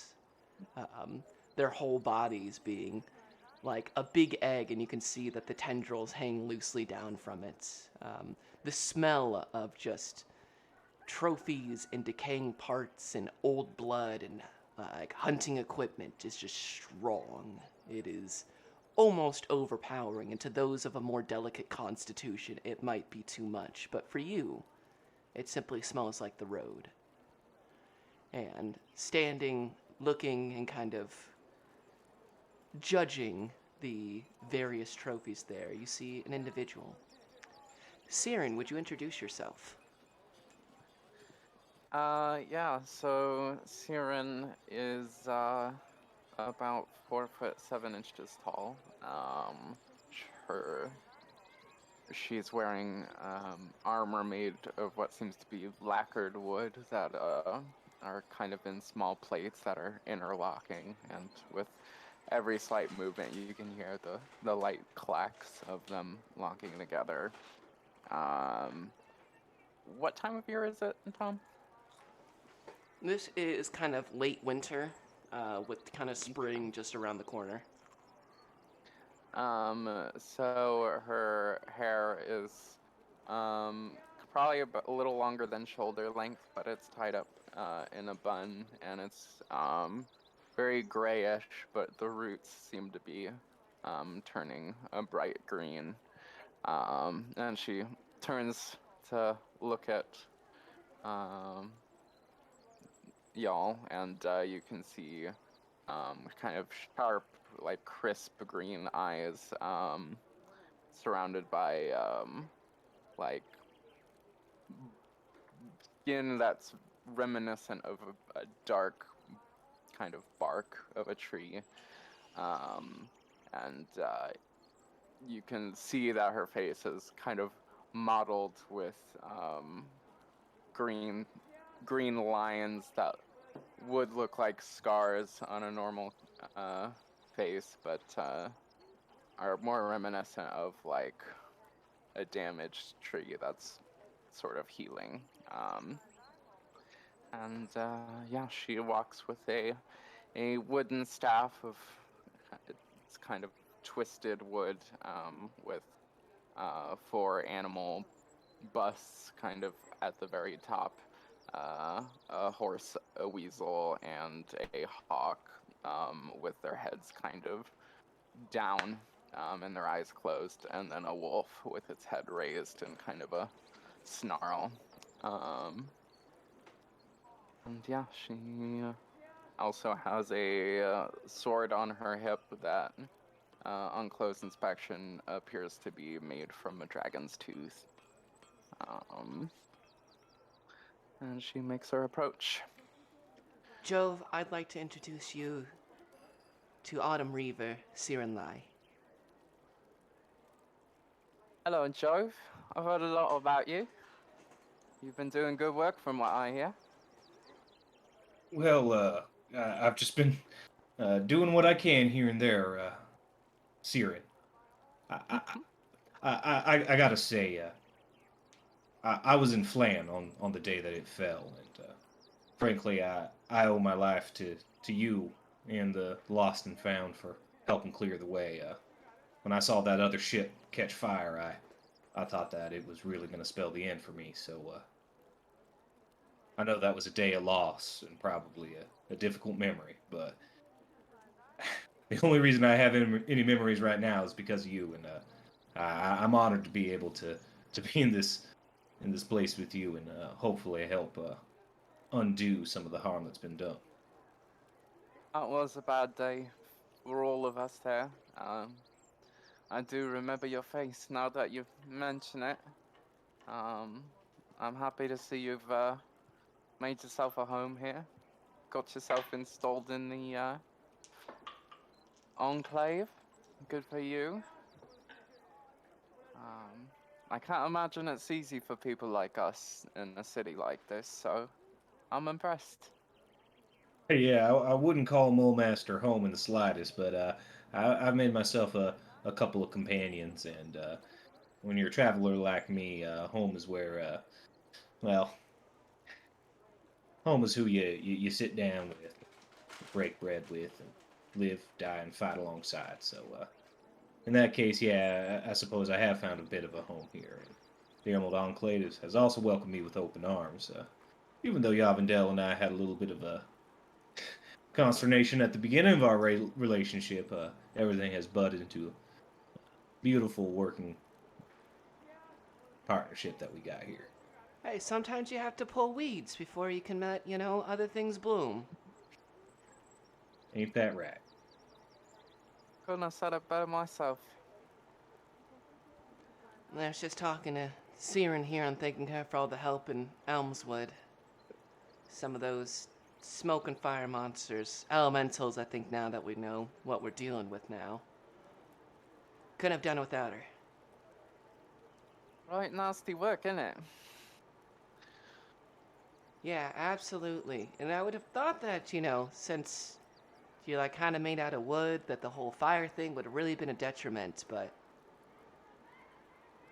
does pretty well. Well, yeah, I'm a little sturdy, more sturdy than the average tree, if I do say so myself. But yeah, this is the kind of thing you've been dealing with. I don't envy you. Well, to be frank, I was a little bit surprised to find you both here in the flesh. Is well, what brings you to Mole Master? Oh well, not every day a new summer strider makes their way onto the scene, so I wanted to be here to see it. And also, I was, resources are a bit low here, so I was asked to bring a gift along with me. But I might be getting ahead of myself, Yavendale. Jove, like I said, I wasn't just saying those nice words to inflate your ego. I'll leave Wait that for for that. others. We need more. From you and from the Emerald Enclave. Between what you've been dealing with in the flooded forests, from the ruins of Fort Dalton, even everything over at Fort Iron, everything that you've told me is that whatever's coming next is coming. I don't know if we're going to be able to stop it, but we sure as hell have to be able to fight against it. You've proven that you're not just a capable fighter, you're an even better ally. So normally we'd take you out into the flooded forest, but I wouldn't blame you if you wanted a little bit of time away from that after your last adventure. Burrow Ka isn't the fastest individual, so he's still making his way over from Elmswood, along with the rest of Siren's companions. They should be here in the next 10 days or so. But we don't have time to wait to get everybody together to recognize you and give you more responsibility. So, fuck, I'm so bad at this. Siren, you're the Autumn Reaver. I don't know. What did they say when you became a Summer Strider? Usually, everybody comes in and I'm fucking bad at this. Congrats on being a Summer Strider. Fuck, I don't know. Terrific work. I think it was a little bit more fancied up when the Archdruid did it for me, but yeah, just know that your work is deeply appreciated by the Enclave. There's not many people who can do what we do, and I'm sure you'll be growing into something quite spectacular. Well, I'm honored to be honored here today, and to grow within this organization, and to be able to have more responsibility. Because I feel like you're right. We may not be able to stop what's coming, but we sure as hell got to fight it. Or else, what's the Emerald Enclave for? So, and frankly, I don't need no fancy nothing. This is I'm gonna be riding this for a long time. So, Well, I did bring more than less than pretty words. And she reaches back into her bag and produces a ring that appears to be made of twisted wood, nearly identical to the wood that her staff is made out of. Uh, it took me a lot of thinking to figure out what I was gonna give you, and while I was meditating on it, my staff made that decision for me, I think. So here you go. And Jove, hold on just a second. I have to get through a lot of photos to come back to this one. Where did it go? Nope, that's St. Louis. And all I care about that, that's not what we're here for.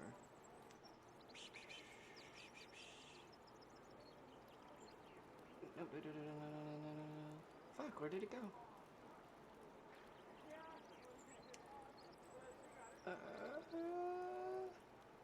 This is terrible, Curlin. Terrible. horrible. I know, it's looking this whole time for it. Please hold. I gotta get the dial-up going. It is colloquially known as the Ring of the Dryad.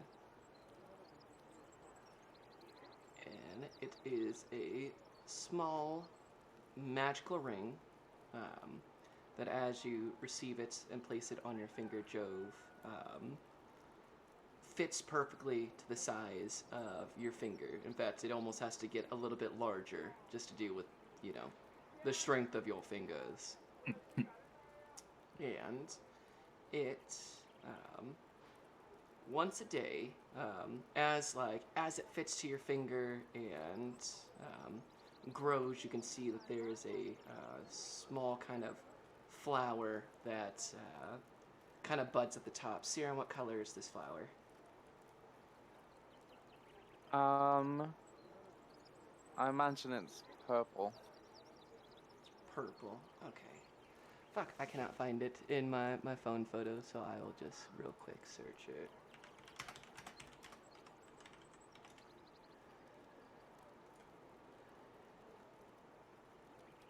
So, it has a single charge, which recharges each day at dawn, Jove. The power contained within that petal may be expended to heal a target the wearer can touch, including yourself, by 2d4 plus 2 hit points. Once used, the rose petal wilts and falls off the ring. It may not be used again until the start of the next dawn. It does not require attunement. That is awesome. And as the flower blooms, Joe will look over to Siren and say, "This is mighty beautiful. I don't think I've seen a flower like this before. I'll be sure to take good care of this and use it when the moment necessitates." So. I know that you will. I know what it's like to travel around with a couple good friends, and last thing I want is for you to lose them when they're within arm's reach, so felt it appropriate. Joe, go ahead and roll me a nature check on that ring real quick. Nature is only a 6. Only a 6, yeah. It's a really cool looking ring.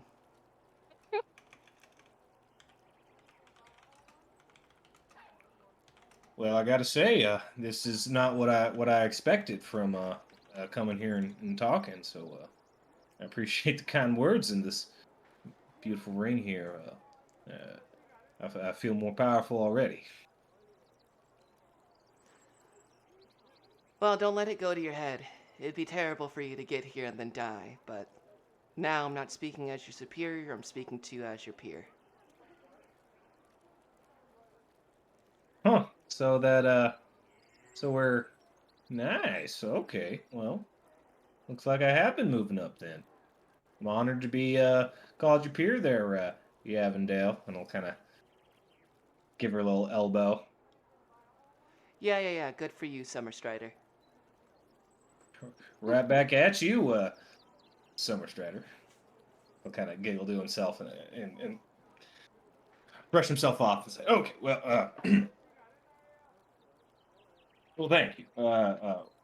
Once again, I know I'm going to be occupied here in the city over the next couple of days. I believe I'm taking another job, but like always, Avondale, I'll make sure that I check in before I leave these city gates, just so you get a feel about what's going on. I don't know if you knew. I don't know much about this, but some of my friends are more well connected with the Mole Master High Society, and there's supposed to be some, I don't know, big event coming through. A couple of 10-day, I think. So hey, that might actually line up with the rest of the Lost and Found showing up. Siren, for you, that does indeed ring a bell. You've made contacts with the now resurrected Knight Aelid Burl, as well as the Lord Regent of Flan, Ector Brahms, who will also be partaking in a gallery as well in the next 10 days, 10, 15 days, that you, the Lost and Found, have been invited to drum up support for the refugees of Flan. Oh, well, you'll be seeing me there. It's hard to get word out in a city like this, so, you'll catch us at any party we can get invited to. Just great. And you know, if in the intervening time, if you ever want to, I don't know, meet some of my compatriots, I'm sure you're real busy, but believe it or not, I'm not a one-man band here, so the other three folks that I run with are just as integral to any of this information and actions moving forward than my own two hands. So just know that the invitation is open. We usually stay over at the Oxpick Tavern, but I don't want to impose. Well, I can't promise a visit right away, but, if they're working with you, I'm sure they're right decent folk, so, yeah, I'd like that. Well, They're good. they're decently decent. Sounds like drinks are on Jove sometime. I'd be happy to. Well, I look forward to it. Well, I got a couple more errands to run for the day. I'm proud to be a Summer Strider, and fuck, that was cool. I gotta say, still a little shocked to see you here in the flesh. Syrian, lost and found. That's awesome. But yeah, I'm sure you guys got some more important stuff to do. But if you ever need me, Oxford Tavern, or my tree's out over there. It's close to Avondale's, but it's not actually Avondale. So if you ever want a direct line and you need to talk to a Summer Strider, you know, you can talk to me, Joe. I'll Summer keep Strider. that in mind, Summer Strider. Have a good one. And that whole time, Jove was just like inching closer to the door, but not quite out. And then he's just Yeah. like, right, and walks away. As you're walking away, Yavandel turns to you, Siren, and I'll see you when you get back into the city. I gotta fill him in on where I'm gonna be. Thanks, Siren. I really need the help. Happy to help. Yeah, sure. And she raises her gnomish hand up to you and Siren. although it's not super high up, considering you're only 4'7". Yeah, no, she'll shake it and gladly. And Yavendell shakes it and then leaves you to your devices as, Jove, wait. What? Did you have something to give me too? I'm just kidding. What's going on, Avondale? Here, let's take a walk. As you begin to walk from kind of the Shrine of Malar in Siren. And so here's what's going on. Since you're now a Summer Strider, I'm going to leave at least our arm of the Emerald Enclave here, since Siren and the rest of the Lost and Found should be arriving in the next 10 days. I'm gonna have to make a trek. We've gotten some reports. A new member of the Emerald Enclave, he stays in the Glacier of the White Worm, has made some reports about a growing storm. Normally, I wouldn't mind a big storm. Hell, especially 10 days ago with all that heat, Master could use one, but... Well, that representative... If they say that storm is troublesome, then I would take that as gospel.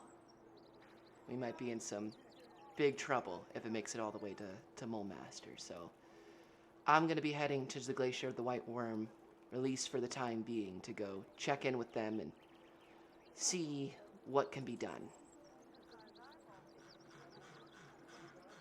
Fair enough. So you want me to just kind of hold down the fort here then? I'll be staying in touch as much as I can. Go ahead and make sure to check back at the tree, but... Oh gosh, hold on 1 second. I gotta find this name real quick. I thought I had it up, but I did not. Where is it? Ah, yes. It is... Yes, it's, Marika. She calls the Glacier the White Worm her home, and she's given reports that up towards the Monastery of the Yellow Rose that this storm has begun to brew. So we're gonna see if we can uncover anything, and... Well, as things stay quiet here in Master, I might have to call on you for a journey there. So... You might want to invest in some snow gear. Yeah, yeah, definitely. Just get in contact with me if you need me, and I can probably loop in some of my compatriots to come along with me if the situation calls for it. Yeah, you got that one green but not orc fella who's from the monastery, right? Yeah. That's Rornak. I'm sure he'll be mighty worried when I tell him that there's a... Now you're saying this Marika is saying that the storm is originating from the Yellow Rose, or just kind of in that general vicinity? Marika's not always the greatest when it comes to explanations, and especially when it comes to common, so... I'm not entirely sure if I got the gist of it. Not enough for just a message through and through. I've got to go there and see for myself. It's not the end of the world, hopefully, but something that we need to keep an eye on. So I'm going to go put some eyes on it and get us out of there while you hold down the fort here as your new responsibility. There might be some things. Burl-Ka should be arriving. He might have some more information for you, but for the time being, Master's yours while I go take a look at that. If So it that gets mean anything... What? Does that mean don't leave the city? I'd prefer if you stayed in it, yeah, for the time being. Especially with everything's going on. It'd be nice to keep you close. All right, that makes sense. We'll stay here, and I'll be sure that I ask I ask Rornak, see if he, I don't, maybe there's some, maybe he knows something about a storm or something like that. If he's got any information that I deem that's going to be useful for you while you're up there making your travels, I'll make sure to pass that along. And before a call comes in, I'll make sure to contact him as well. One last thing. There is one place, if you're gonna leave the city, I wouldn't mind you checking out. It's only some rumblings that I've heard about the Urspur Mountains. They're only a day, maybe two. Instead of heading down the river, if you head towards the mountains and follow it there. I've had reports from some of my animal companions that the dwarves that are living there, that there have been some, I don't know, what they would call rumblings there.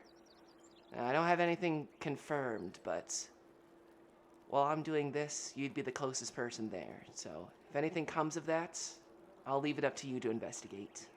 Should only take you out of the city for a couple days. No farther than, I mean, it's even shorter than when we went all the way down into the flooded forest for initiation, so just keep an eye out for that. Yeah, quick adventure.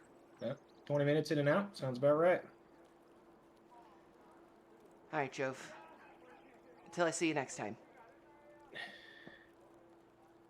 And as Yavendel kind of nods to you, you see her form shrink and condense and shift into that of a small bird as she takes off and begins flying towards the northeast, towards the glacier of the yellow worm.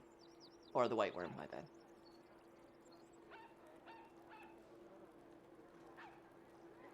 So, Jove, we're gonna pan away from you for a moment. Can I have everybody roll me a d10?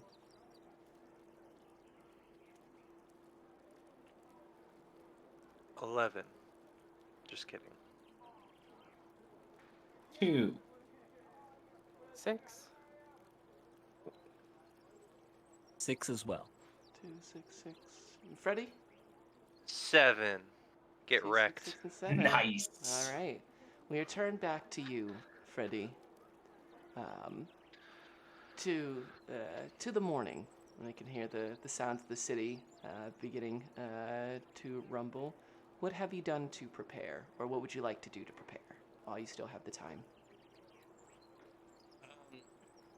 He, like you said, is going to practice and kind of reteach himself how to play the lute, because he's been playing the harp ever since they were on their adventure to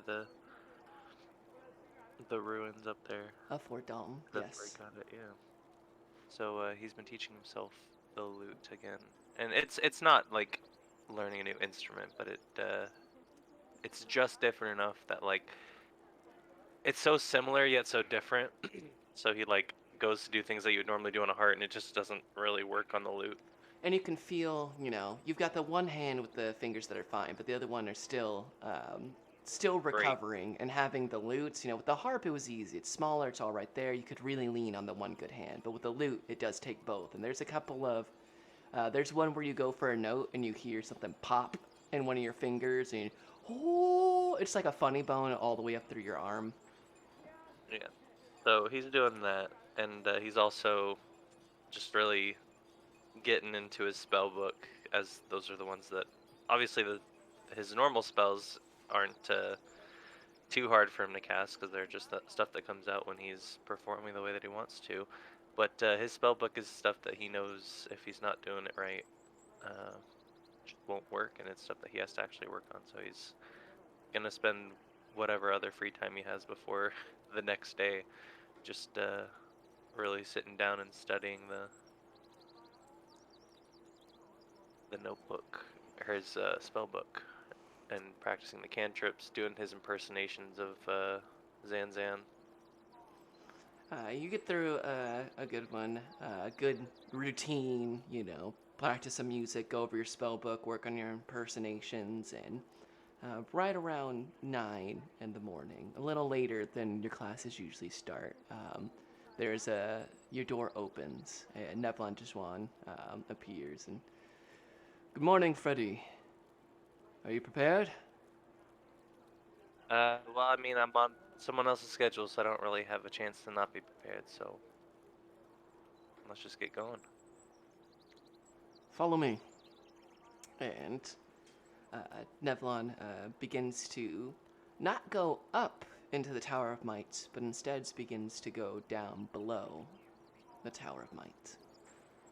In your time, you have not spent a lot of time in the lower parts of the Tower of Arcane Might. Most of like the library and your classes and the dormitories, the infirmary, all that kind of stuff is at ground level or like the first, couple flights. You know that the higher ranked cloaks, including Rastoshan's, whole chunk of the tower are dedicated upwards.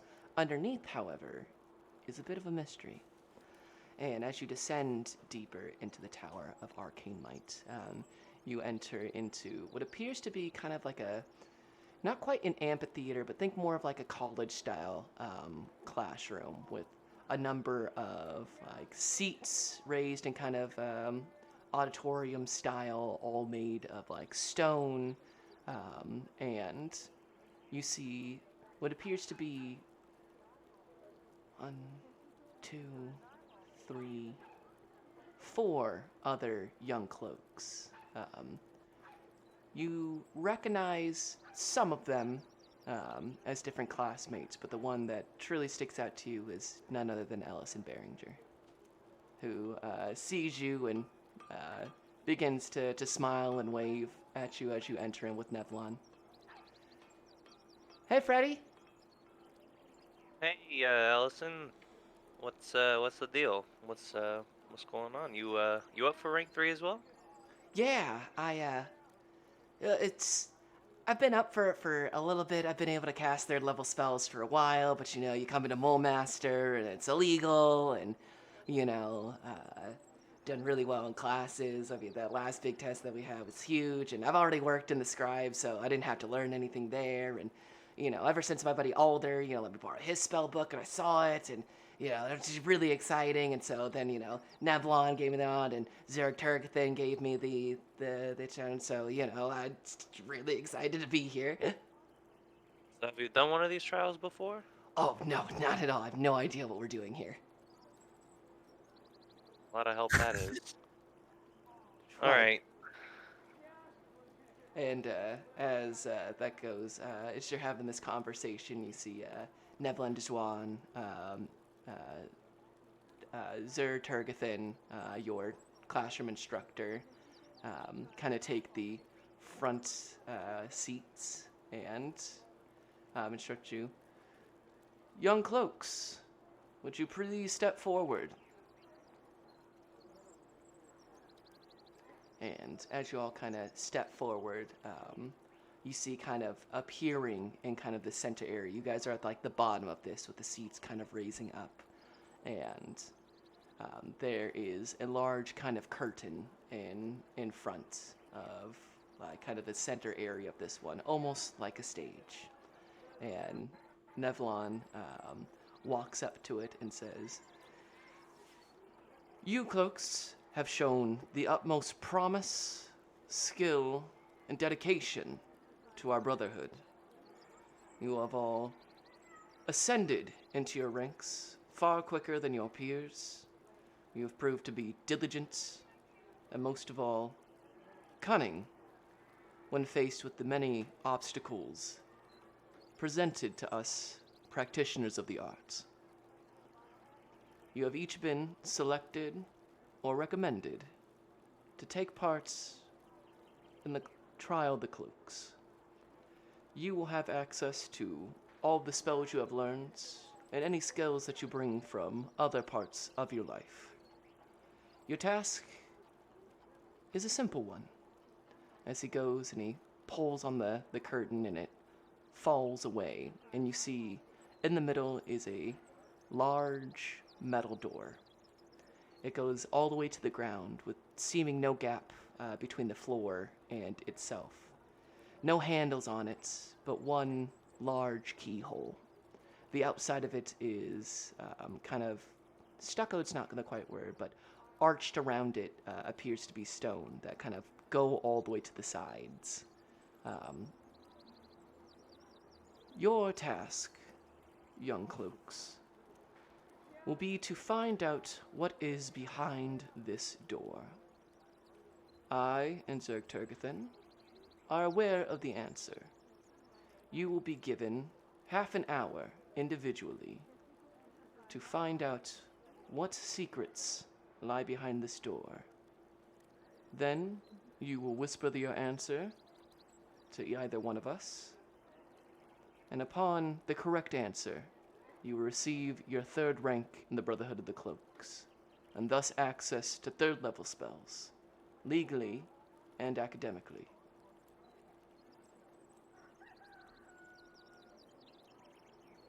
However, the use of the spell Knock will be prohibited. And looks and turns to one of the individuals you're not seeing. As soon as that's said, you can see him stiffen up and begin to sweat. Come on, don't you think that was gonna be allowed? That one's on you. And he just kind of doesn't look at you. You can see kind of the color draining from him. One of you will begin their attempt to go through the door, while the rest of you observe.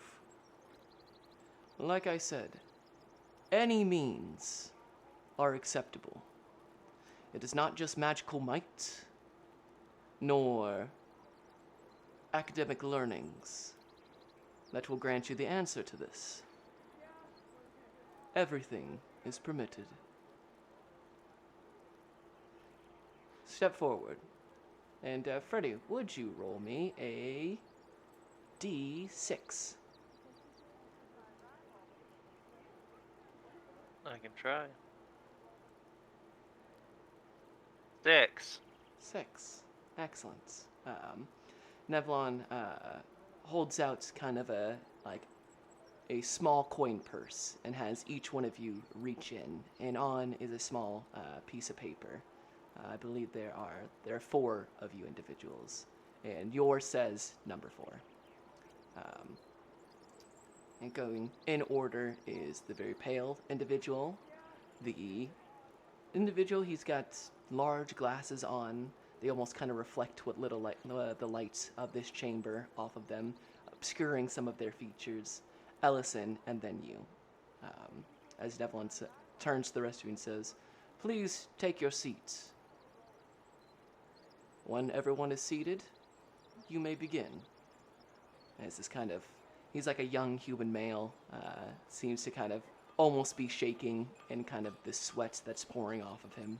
As Ellison, the glasses individual, and yourself kind of take a seat.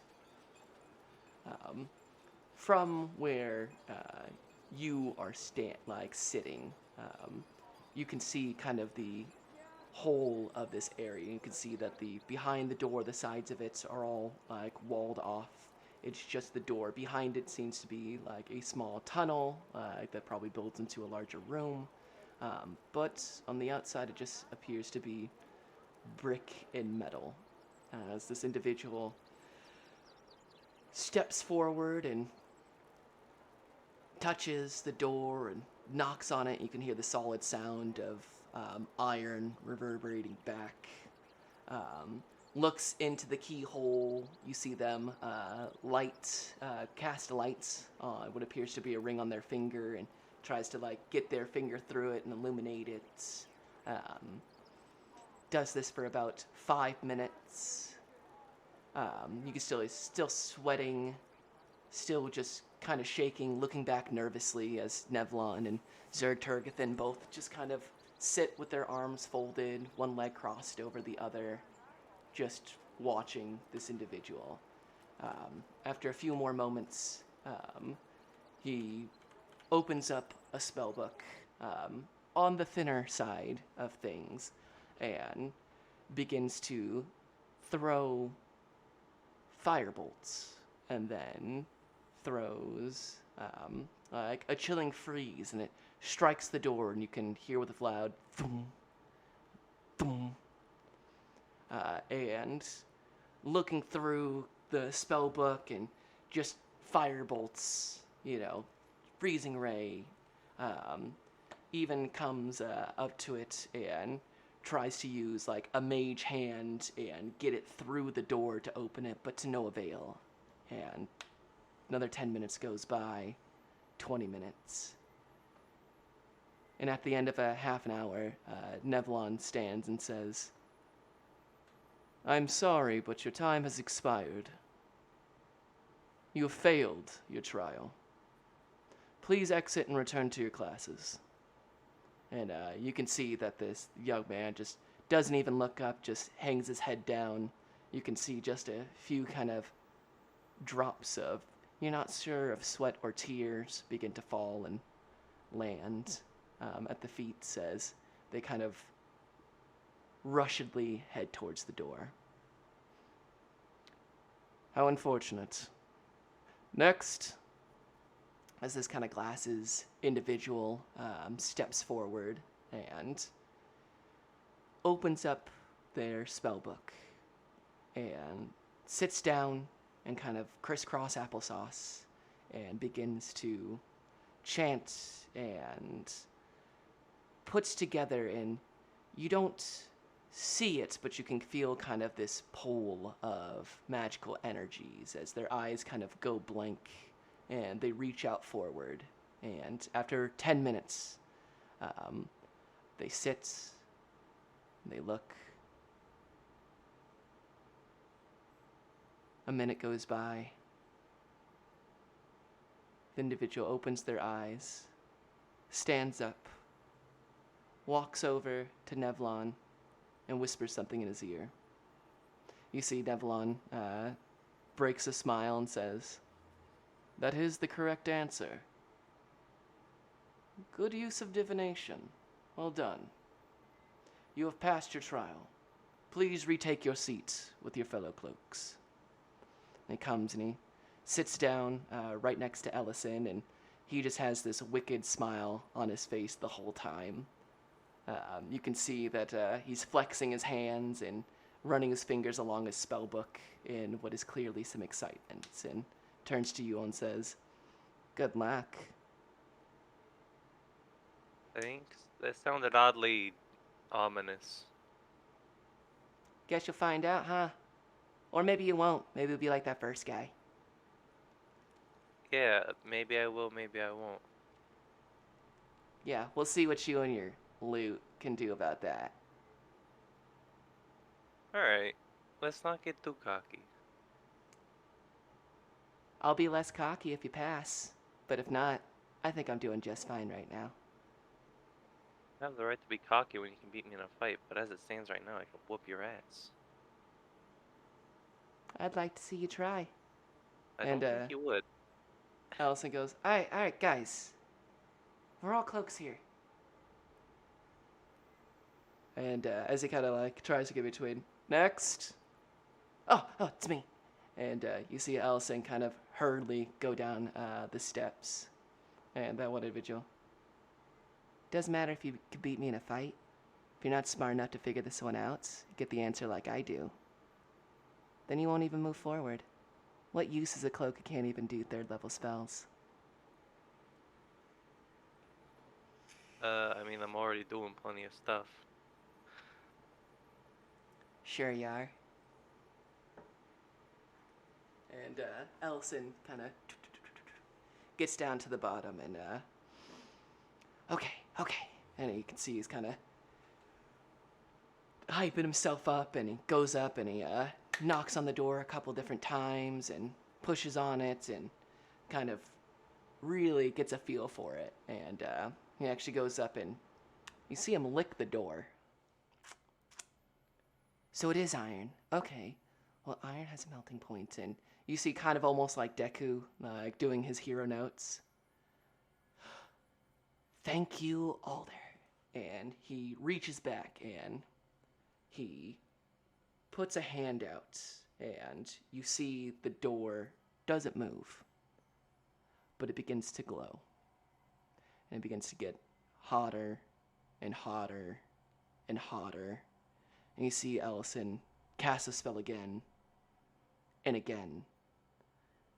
And then, with the move of his hand, you see kind of a spectral hand, red in color, go up to the door, and from kind of the keyhole begins to grab and pull it to the side. And at first, it doesn't seem to move very much until you hear kind of the bending of metal as he. As the mage hand is grabbing this door under heat metal and he is moving it out of place while it's heated to a malleable temperature. And it takes him, and you can see that now it's taken about 25 minutes to get this hot enough to use enough spell power and to use the mage hand to clear it, but there's just enough of a doorway for him to appear in. And he calls forth a little bit of fire and puts his hand kind of through this opening and appears in and looks in and... What, really? That's what's... And he, as he looks back with a stern look, Zerturgathin silences him and puts a finger to his lips. Oh, yeah. And he runs up and goes over to Zerturgathin and whispers just something, and Zerg nods. Well done. Well done, Ellison. Please take your seats. You've succeeded your trial of the cloak. And Ellison runs back up and... So that's what you saw. I would never have guessed that, like, in a million years. All right. Pretty cool, right? And he turns back to you, Freddy. What? That. I mean, come on, get through on door, using heat metal to finding the malleable point of that metal, but not heating it too much so it melts in place. I mean, come on. Good use of both spells and science. I mean, why don't you just melt the door in place? I don't see why that's a bad thing. I didn't think it was a bad thing. Boy, you're... Good luck, buddy. And, for a second, you're waiting to hear next, but a number of cloaks come in and put the door back into place. Stop heating it, cooled off, bend it, and you can see one. It takes the better part of about 10, 20 minutes, but the door is put back into place, unmelted, unmalleable, and returns to its facade. Where finally, Nevlon turns to you, Freddy, and says, all right, Freddy. It's your turn. Okay, how big is the keyhole? You'd say probably 3 inches altogether. It's a sizable key lock. It looks like it'd be like one of those old school, like, wrought iron keys, the really heavy kind. But you can't, like, look through it. You could certainly try. I look through it. Darkness meets you at the other side.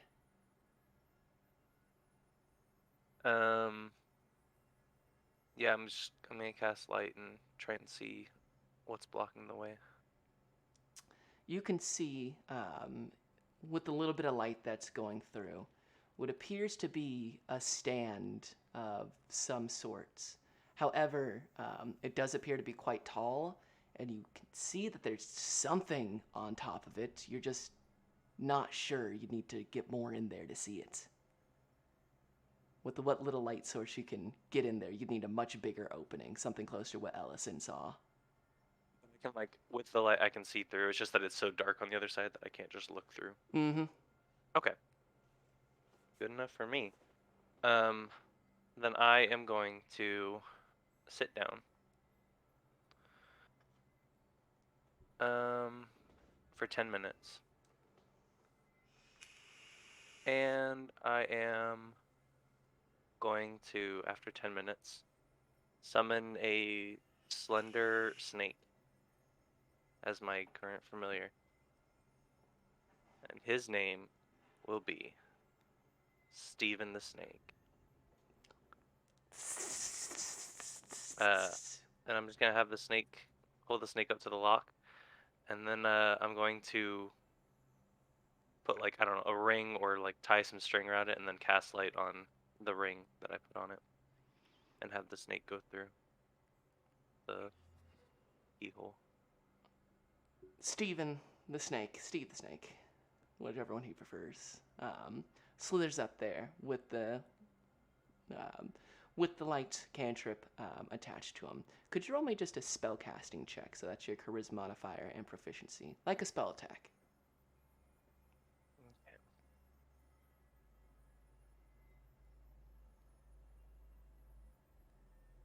Oh, well, I can just roll that. Jesus. 10. 10. Roll a fucking 5. Yeah. So he's able to get through a bit of the ways, but he does appear to be stuck. Looking through his eyes at the ring, it gets just enough through, and you can see that using his eyes, that it is a large pedestal, and at the top seems to be an upside-down triangle, and inside of it is what appears to be a swirling kind of mist. It's like blue and purple in nature. Could I have you roll me a religion check with advantage? Because this does pertain to Mole Master.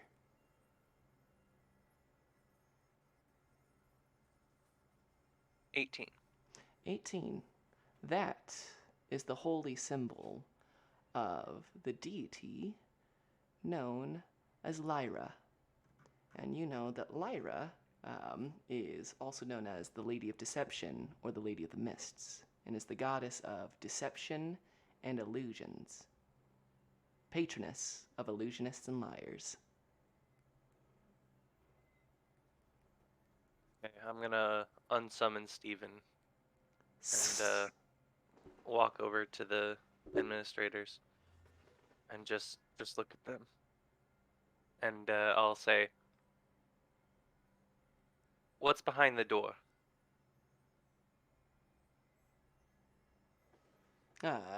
Nevlon looks at you, confused for a moment, and says, I believe that's your task to find out.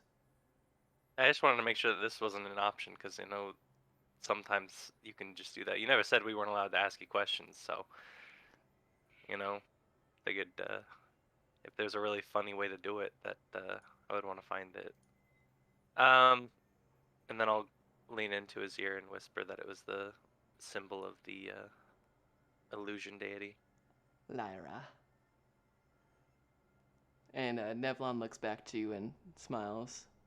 Yes, I'm quite surprised that you didn't use any of your charming magic to get the answer out of one of your peers. I'm sure Ellison would have been a much easier target. Although if you're going for laughs, I'm sure your other cloak would have been quite irritated to unveil that secret. But that is the correct answer. Well done, Fred Lapp. I'll lean into him and tell him, actually, all of my charming magic is in the staff. I don't really have any for myself. I don't want them to know that, though, so they don't think I'm weak, but yeah. How did think of that. thematically appropriate. Did A think of that. deception, if you will.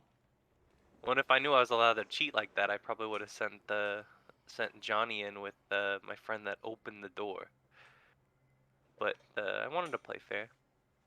See if I could actually do it for myself. And you have indeed. Cloaks, please present your cloak pin. And as they present their cloaks, you see Neblon, Dijwan, and Tergathan go in with a quill, mark a 3rd rank on each one of your medallions. Congratulations. You now have legal access and the ability to cast 3rd level spells within the city of Mole Master. With Should do 3rd that level other crap. spells comes great responsibility, but even greater power. However, such power does not come freely. You will be expected to perform at an even higher standard than your peers, and we will be recommending you for new tasks dealing with both the Brotherhood and the threats within Mulemaster. Expect to receive your first assignments in the following days. Congratulations, Cloaks. You've done the Brotherhood proud.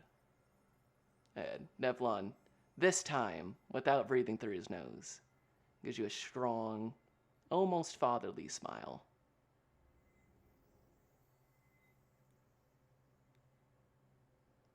So, let's pan back again. As Freddy completes his trial of the cloak and receives his 3rd rank, Mikey, congratulations. Also, you are now legally allowed to access 3rd level spells within Mulemaster and cast them Wow. without legal... Even Mikey's legally able to do it? Yeah, even Mikey is allowed to do it. Yeah, that's how powerful that was. Finally. Now I can actually go out there and start doing shit. I know, you finally go into Mulemaster without getting your hands cut off. Well, by the cloaks. By the cloaks. You know, there's other people who will cut your hands off, but it doesn't matter if you use magic or not. There's other people that want to cut my hands off, but Yeah, you know. As we pan back from that, I believe I had double 6s, correct? Yes. That is correct. We will transition over to Rornak first, since he went 2nd last time. Or technically 3rd. Rornak, you awake, you know, swaddled in that blanket in the exact same spots in front of the Shrine of Ilmater. What would you like to do for the morning? All right. So, for this one, I will take the time to assist everybody with helping out all the new people that have attended and are at service right now at the House of Suffering. And I'll also use that time to ask them some questions for those who are able or willing to talk right now as well. Roll me a medicine check first.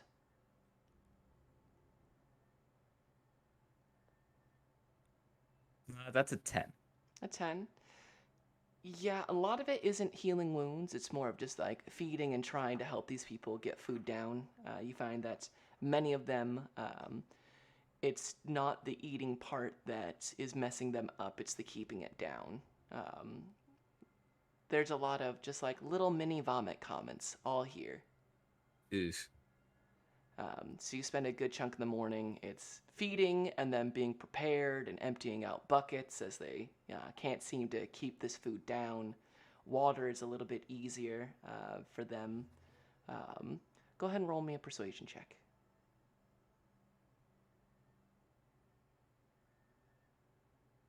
That's a 9. It's a 9.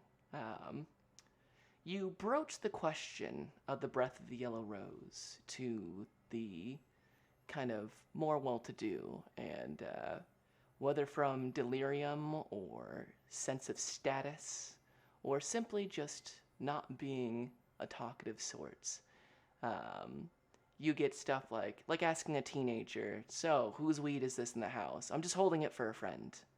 I heard it from a guy. Like different tales nothing.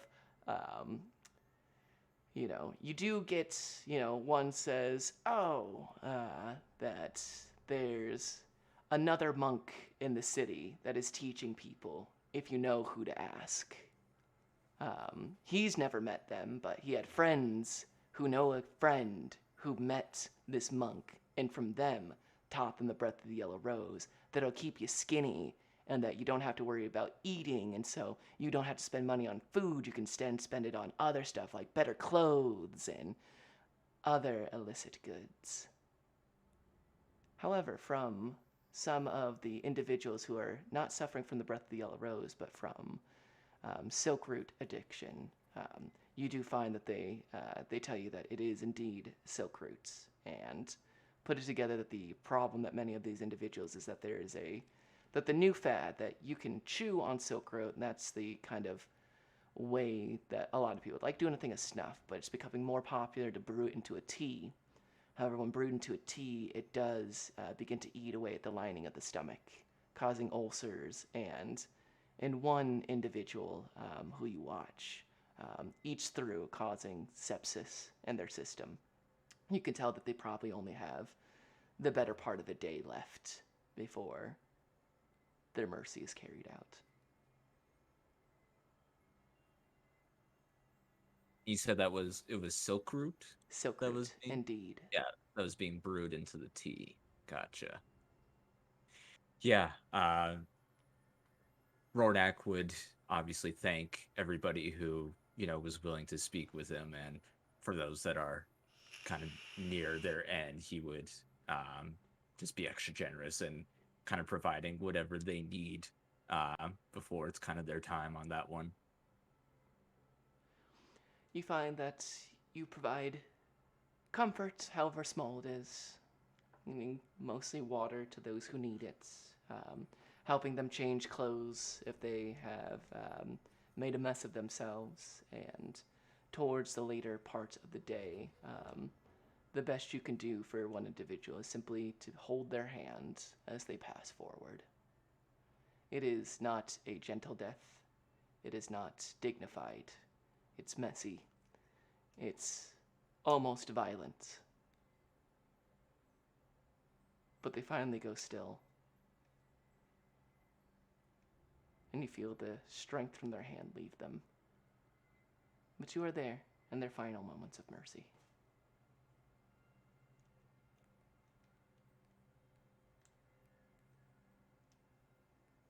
Also, just curious too, but I don't know, maybe I didn't get it with that role. The person who mentioned the monk, did they mention whereabouts they might see? Because I had just imagined as this is going on, Rornak is like, I need to pay somebody a visit. Go ahead and roll me an insight check. That would be ideal. Another low roll. That's just an 8. You don't get where, but you do get a name. Ovon. Ovon. They've heard that the name of the monk is Ovon.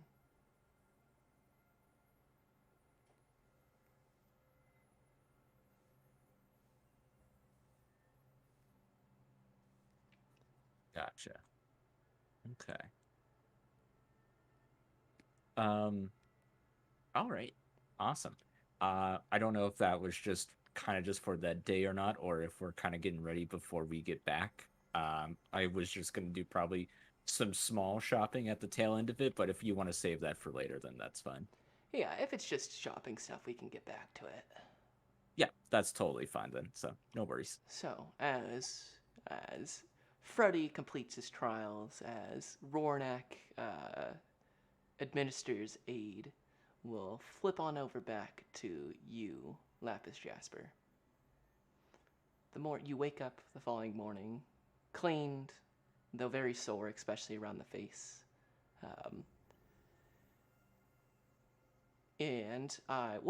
I need 12 downtime days from you. Freddy, would you mark off 3 downtime days for you as well? Yep.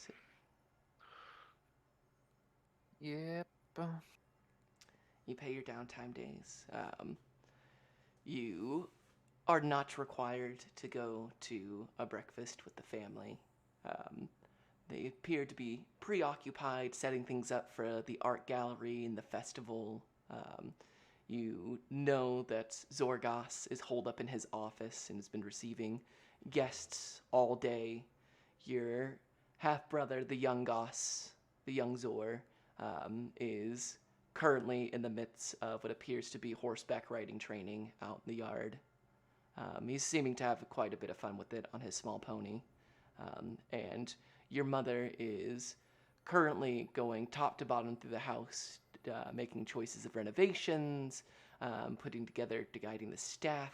They all appear to be quite busy preparing for this kind of art festival that the Zords are throwing, leaving you with the day to do as you will. Any chance I hear what sort of renovation she's doing? Mostly commissioning places for more art. to bring more individual pieces of art in. Specifically, one of Andric, apparently he's making a big, like, really big piece of art, and they are very keen to purchase it and display it inside the house. Kind of a creating their own wealth. It's a shady bit of business to buy art that way, but that is the business. Yeah. I think she's gonna do a bit of makeup to just hide what she can of her like galactic bruises on her face. And yeah, I think she's just gonna collect her things and before she leaves, she's gonna write a note for Ilva, essentially saying I'll be posted up in the windswept for the next 2 nights. And I'll sign it, Jasper. Indeed.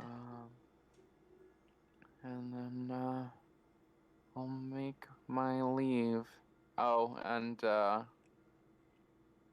before I do, she'll ask Kirk for the magic mask. Yep, and Kirk retrieves it and hands it to you. Surprised you didn't just, put this on. I bet that would cover the bruises more than that makeup does, because you look a little purple? Yes, I know it would be easier, but I'm afraid I need it for something else.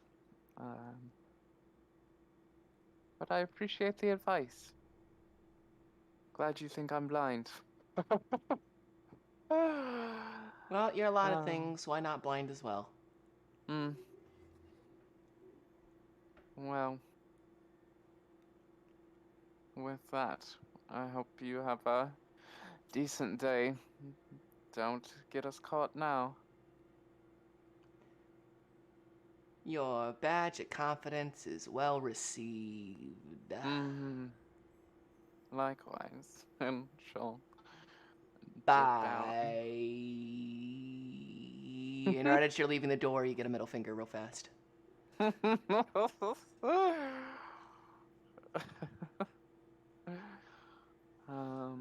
Yeah, she'll make her way off the estate. And start heading towards the Zent ghettos. Before arriving, she'll tap a corner of a building with a piece of gold. And not long after, another young courier, probably only 9 years old, comes around and... You need something? Yes, I need this delivered to Ilva at the looking The Leaning Boot. Leaning Boot. And she'll produce another 4 gold on top of the one she used to tap the building. Quick as you can, please. Yes, ma'am. His eyes go huge at that much gold in front of him.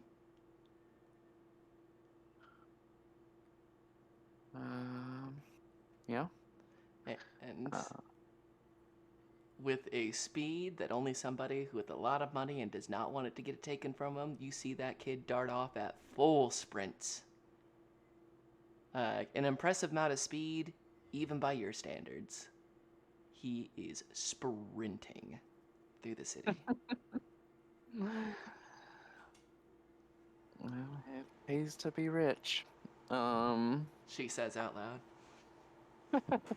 And she'll make her way to the Black Blade. You enter into the Zent ghettos unaccosted. You get plenty of individuals who give you a nod, flip a coin in the air, give another nod. You see, packs of kind of small gangs of children running through the alleyways and broken streets of the Zent ghettos.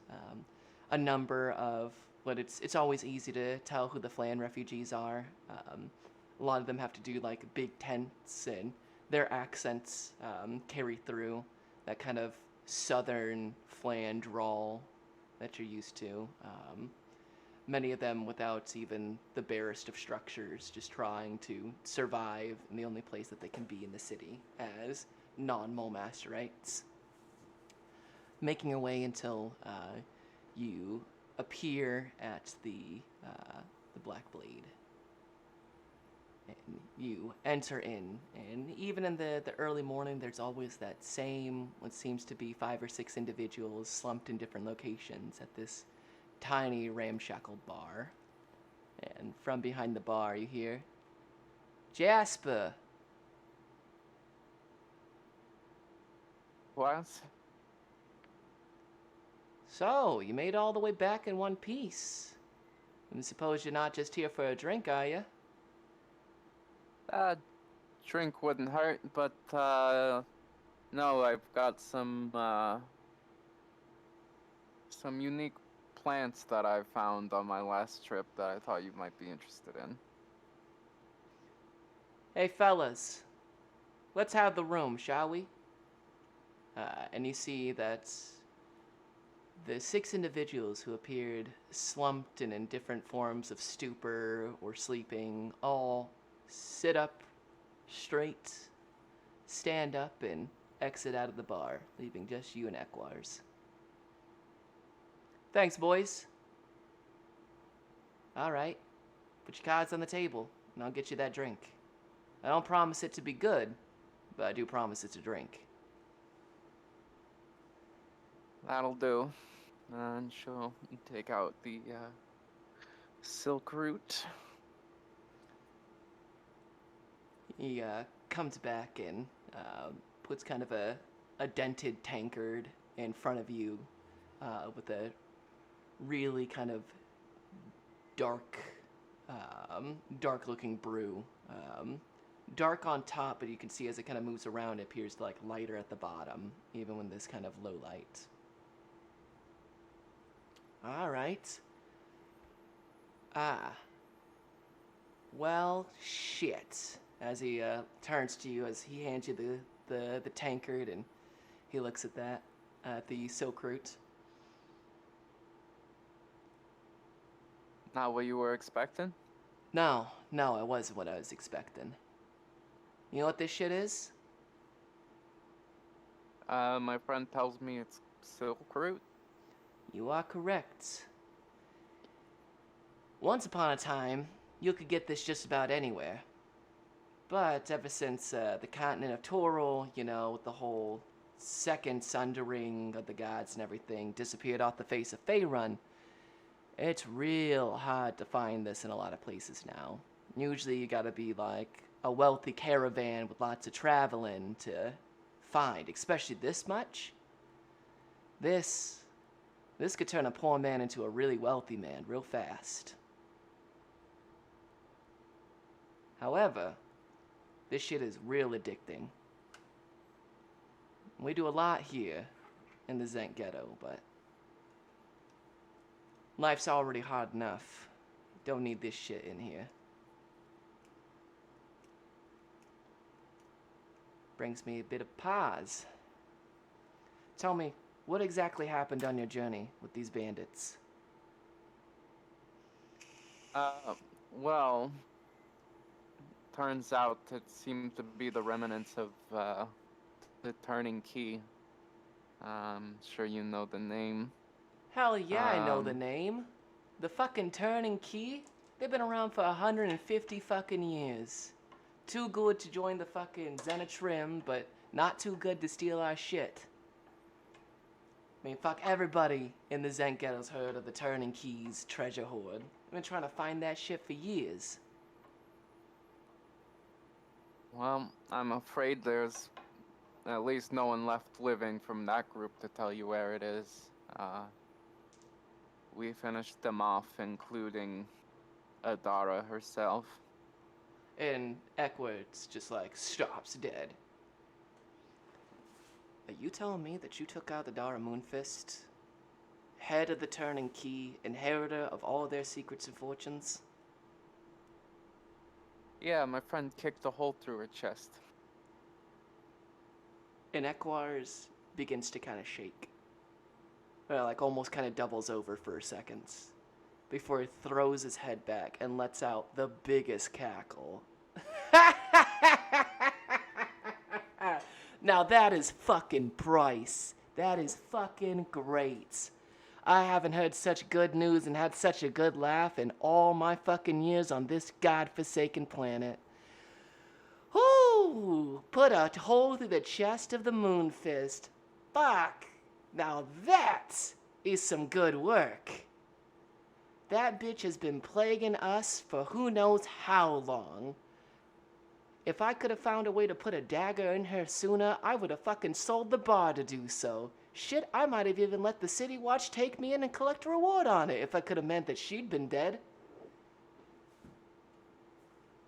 Yeah, I mean, I only knew of her for a day and I was already tired of that bitch, so I can only imagine.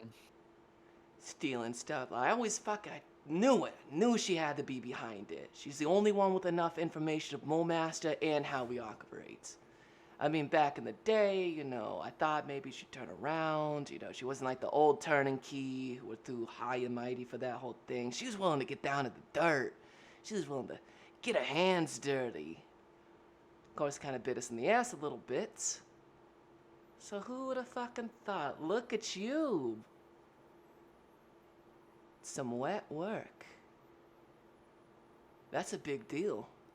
There's gonna be a lot of credit to your name. Jasper, Slayer of Adara Moonfist. Has a nice ring to it.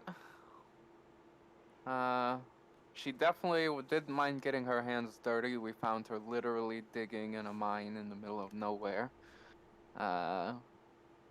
Something tells me that what she was up to wasn't exactly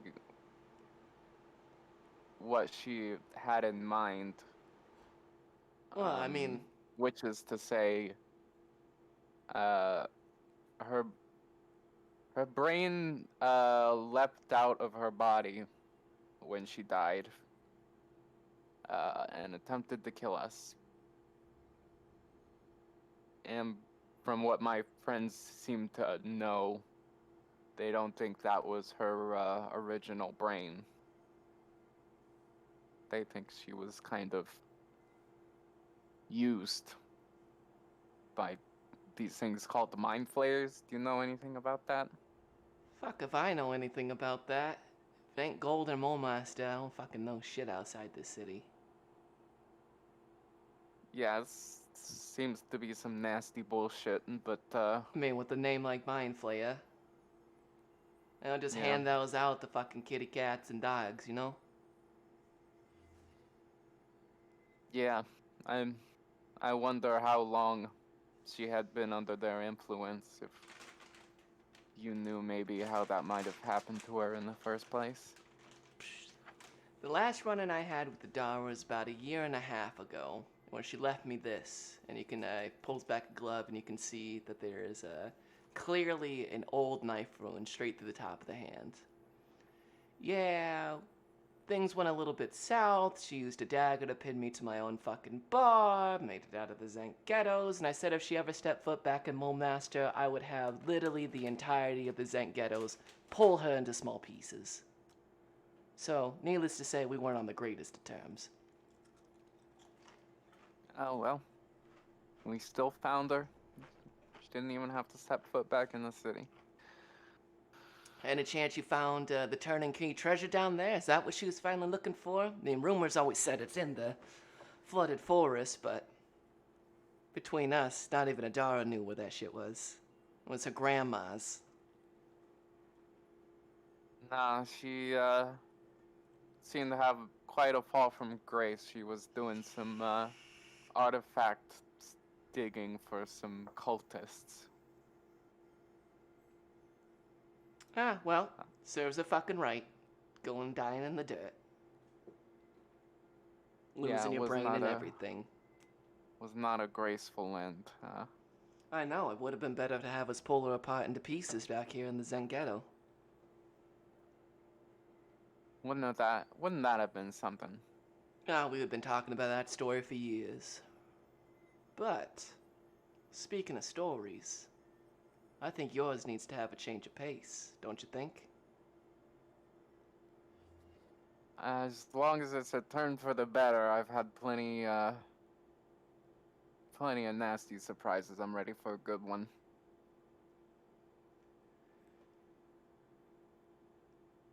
Come here, Jasper. It's time to open things up for you a bit. And you see him reach behind and pulls open the fake bottom behind the bar and begins to head down. He will follow. It's that same kind of storage room with the heat press, and you still got that coin on you? Yeah, unless it grew feet and walked away. As you present the coin, give me a hand. Will do. And as you do, he pulls something from his pocket. It looks like a set of small jaws. Fangs, really. And he clips part of your finger, and you feel a single drop of blood drop and land onto your coin. He grabs from another pocket and throws what appears to be some sort of powder. And right on the opposite side of where your Zenitrim stamp is on that gold coin, right where the golden M of Mole Master dignifies this as a Mole Master gold coin, there's a single drop of your blood stained on there. Listen, we don't do a whole big thing here in the Zent ghettos when somebody moves up. We're more of a respect through stories. But taking out a Dara Moonfist is no small task. Finding the silk roots is no small task neither. So, I need people who can get the job done. I don't just need a fang. I need a wolf. I need someone who's willing to go out there and get things done. And every time you pop up, things get fucking done. So, I got 2 jobs for you. If you're willing to step in, be a bigger part of this family. If we want to learn the tools, the trades, the skills that it takes to survive out in here, I'm willing to teach. So what say you? I'm willing to learn. Perfect. So, you have access to all of my skills, but here's what I need from you. It's twofold. Good job bringing the silk root out. However, I want you to make sure that whatever you can do to find whoever's bringing this in, who's ever brewing it, whatever it is that's going down in here, I want you to take care of it. I don't know how it's getting into the city, I don't know how it's with our things, but if there's one thing we don't, it's peddling that kind of shit. People already suffering too much don't need the stomachs of theirs falling out. Secondly, in fact more importantly, since you seem to be so good with that big axe of yours, and you're no stranger to the wet work required of the family, there's a pit fighter. Real piece of work. Somebody who's been a bit of a thorn in our side for quite some time. On the opposite side of the city, you ever heard of a place called the Bloody Boar? Have I? Go ahead and roll insight. Okay.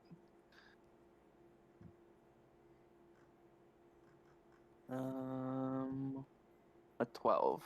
A 12? You know that the Bloody Boar is most famous for its pit fighting. Unsanctioned, but incredibly popular, where they host gladiatorial-style combats in kind of this big cellar bar. Almost kind of like a official, unofficial fight club, if you will.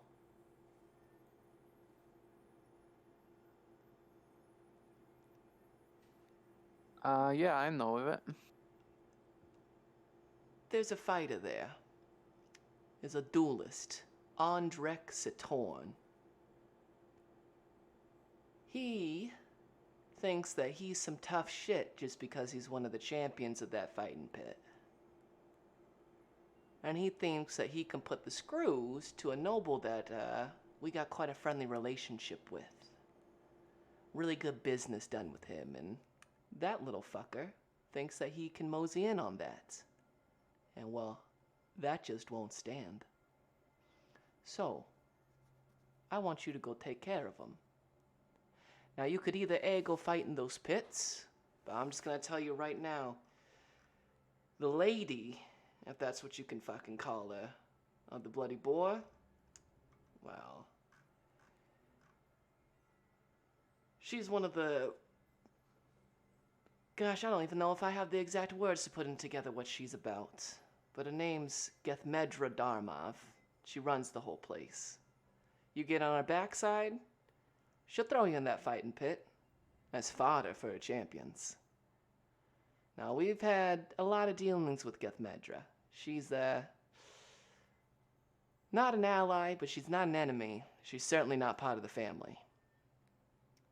And I'd like to not piss her off by just going in and straight up murdering one of her best duelists. So we gotta be a little bit more sneaky than that. So here's this. And he hands to you a small vial with a pale tincture inside of it. You get that fucker to drink from this, eat for this, you get this in his system, I promise you, we ain't gonna have no problems to deal with, and business can continue on as usual. Now, he's gonna be at that fighting pit most nights.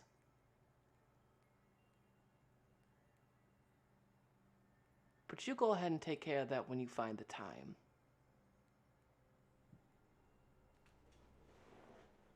You can count on me. Good. Do you have any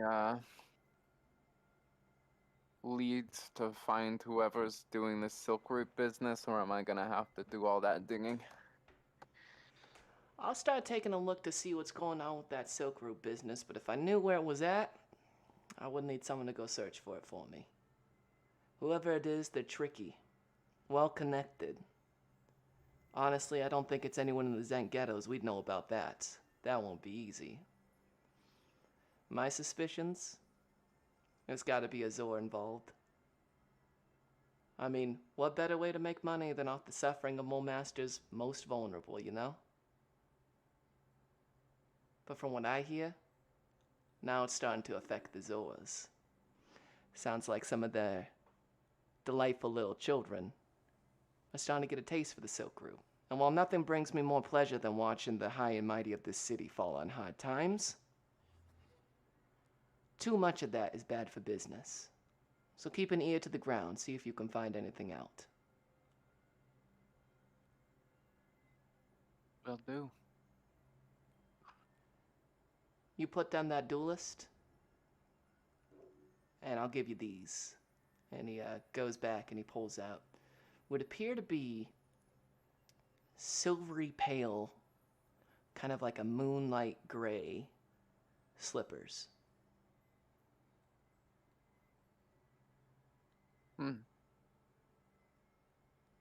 You don't look impressed. I'm just, I'm curious to see what they'll do for me when I earn those. Let me give you a taste. And he slips them on. This would be a rogue's best friend in the right feet. And he goes up to a wall, steps on it, and continues to walk up the wall. And then walks onto the ceiling. His kind of long, elvish hair hanging down. And he looks to you almost like the scene from Spider-Man of Mary Jane Watson. I'm not gonna fucking kiss this dude. No, that's, I can see how useful those would be. Call me incentivized. Good. Now, how about you and I go finish that drink? And that's where we're going to end it for tonight. It's 9 o'clock. There's some other things I want to get done, but we're going to call it there for now. Excellent. Excellent. Yay! Alrighty. Well done, guys. Well done, newly minted Wolf, newly minted Summer Strider, newly minted rank 3 of the Cloaks, and welcome home to your new house, Brother of the Military. We will be back in one more week to continue on. Where we go, boy, I thought I'd have a title for this episode, but I don't. Because we still have lots of stuff where we might go for our next module. So, let's say goodnight to chat. Night, Good chat. night, chat. Nighty night, chat. Night chat. Good night, chat. Thank you so much for watching. Thank you for being for the whole time. So, peace in the Middle East and much love. We'll see you next Sunday.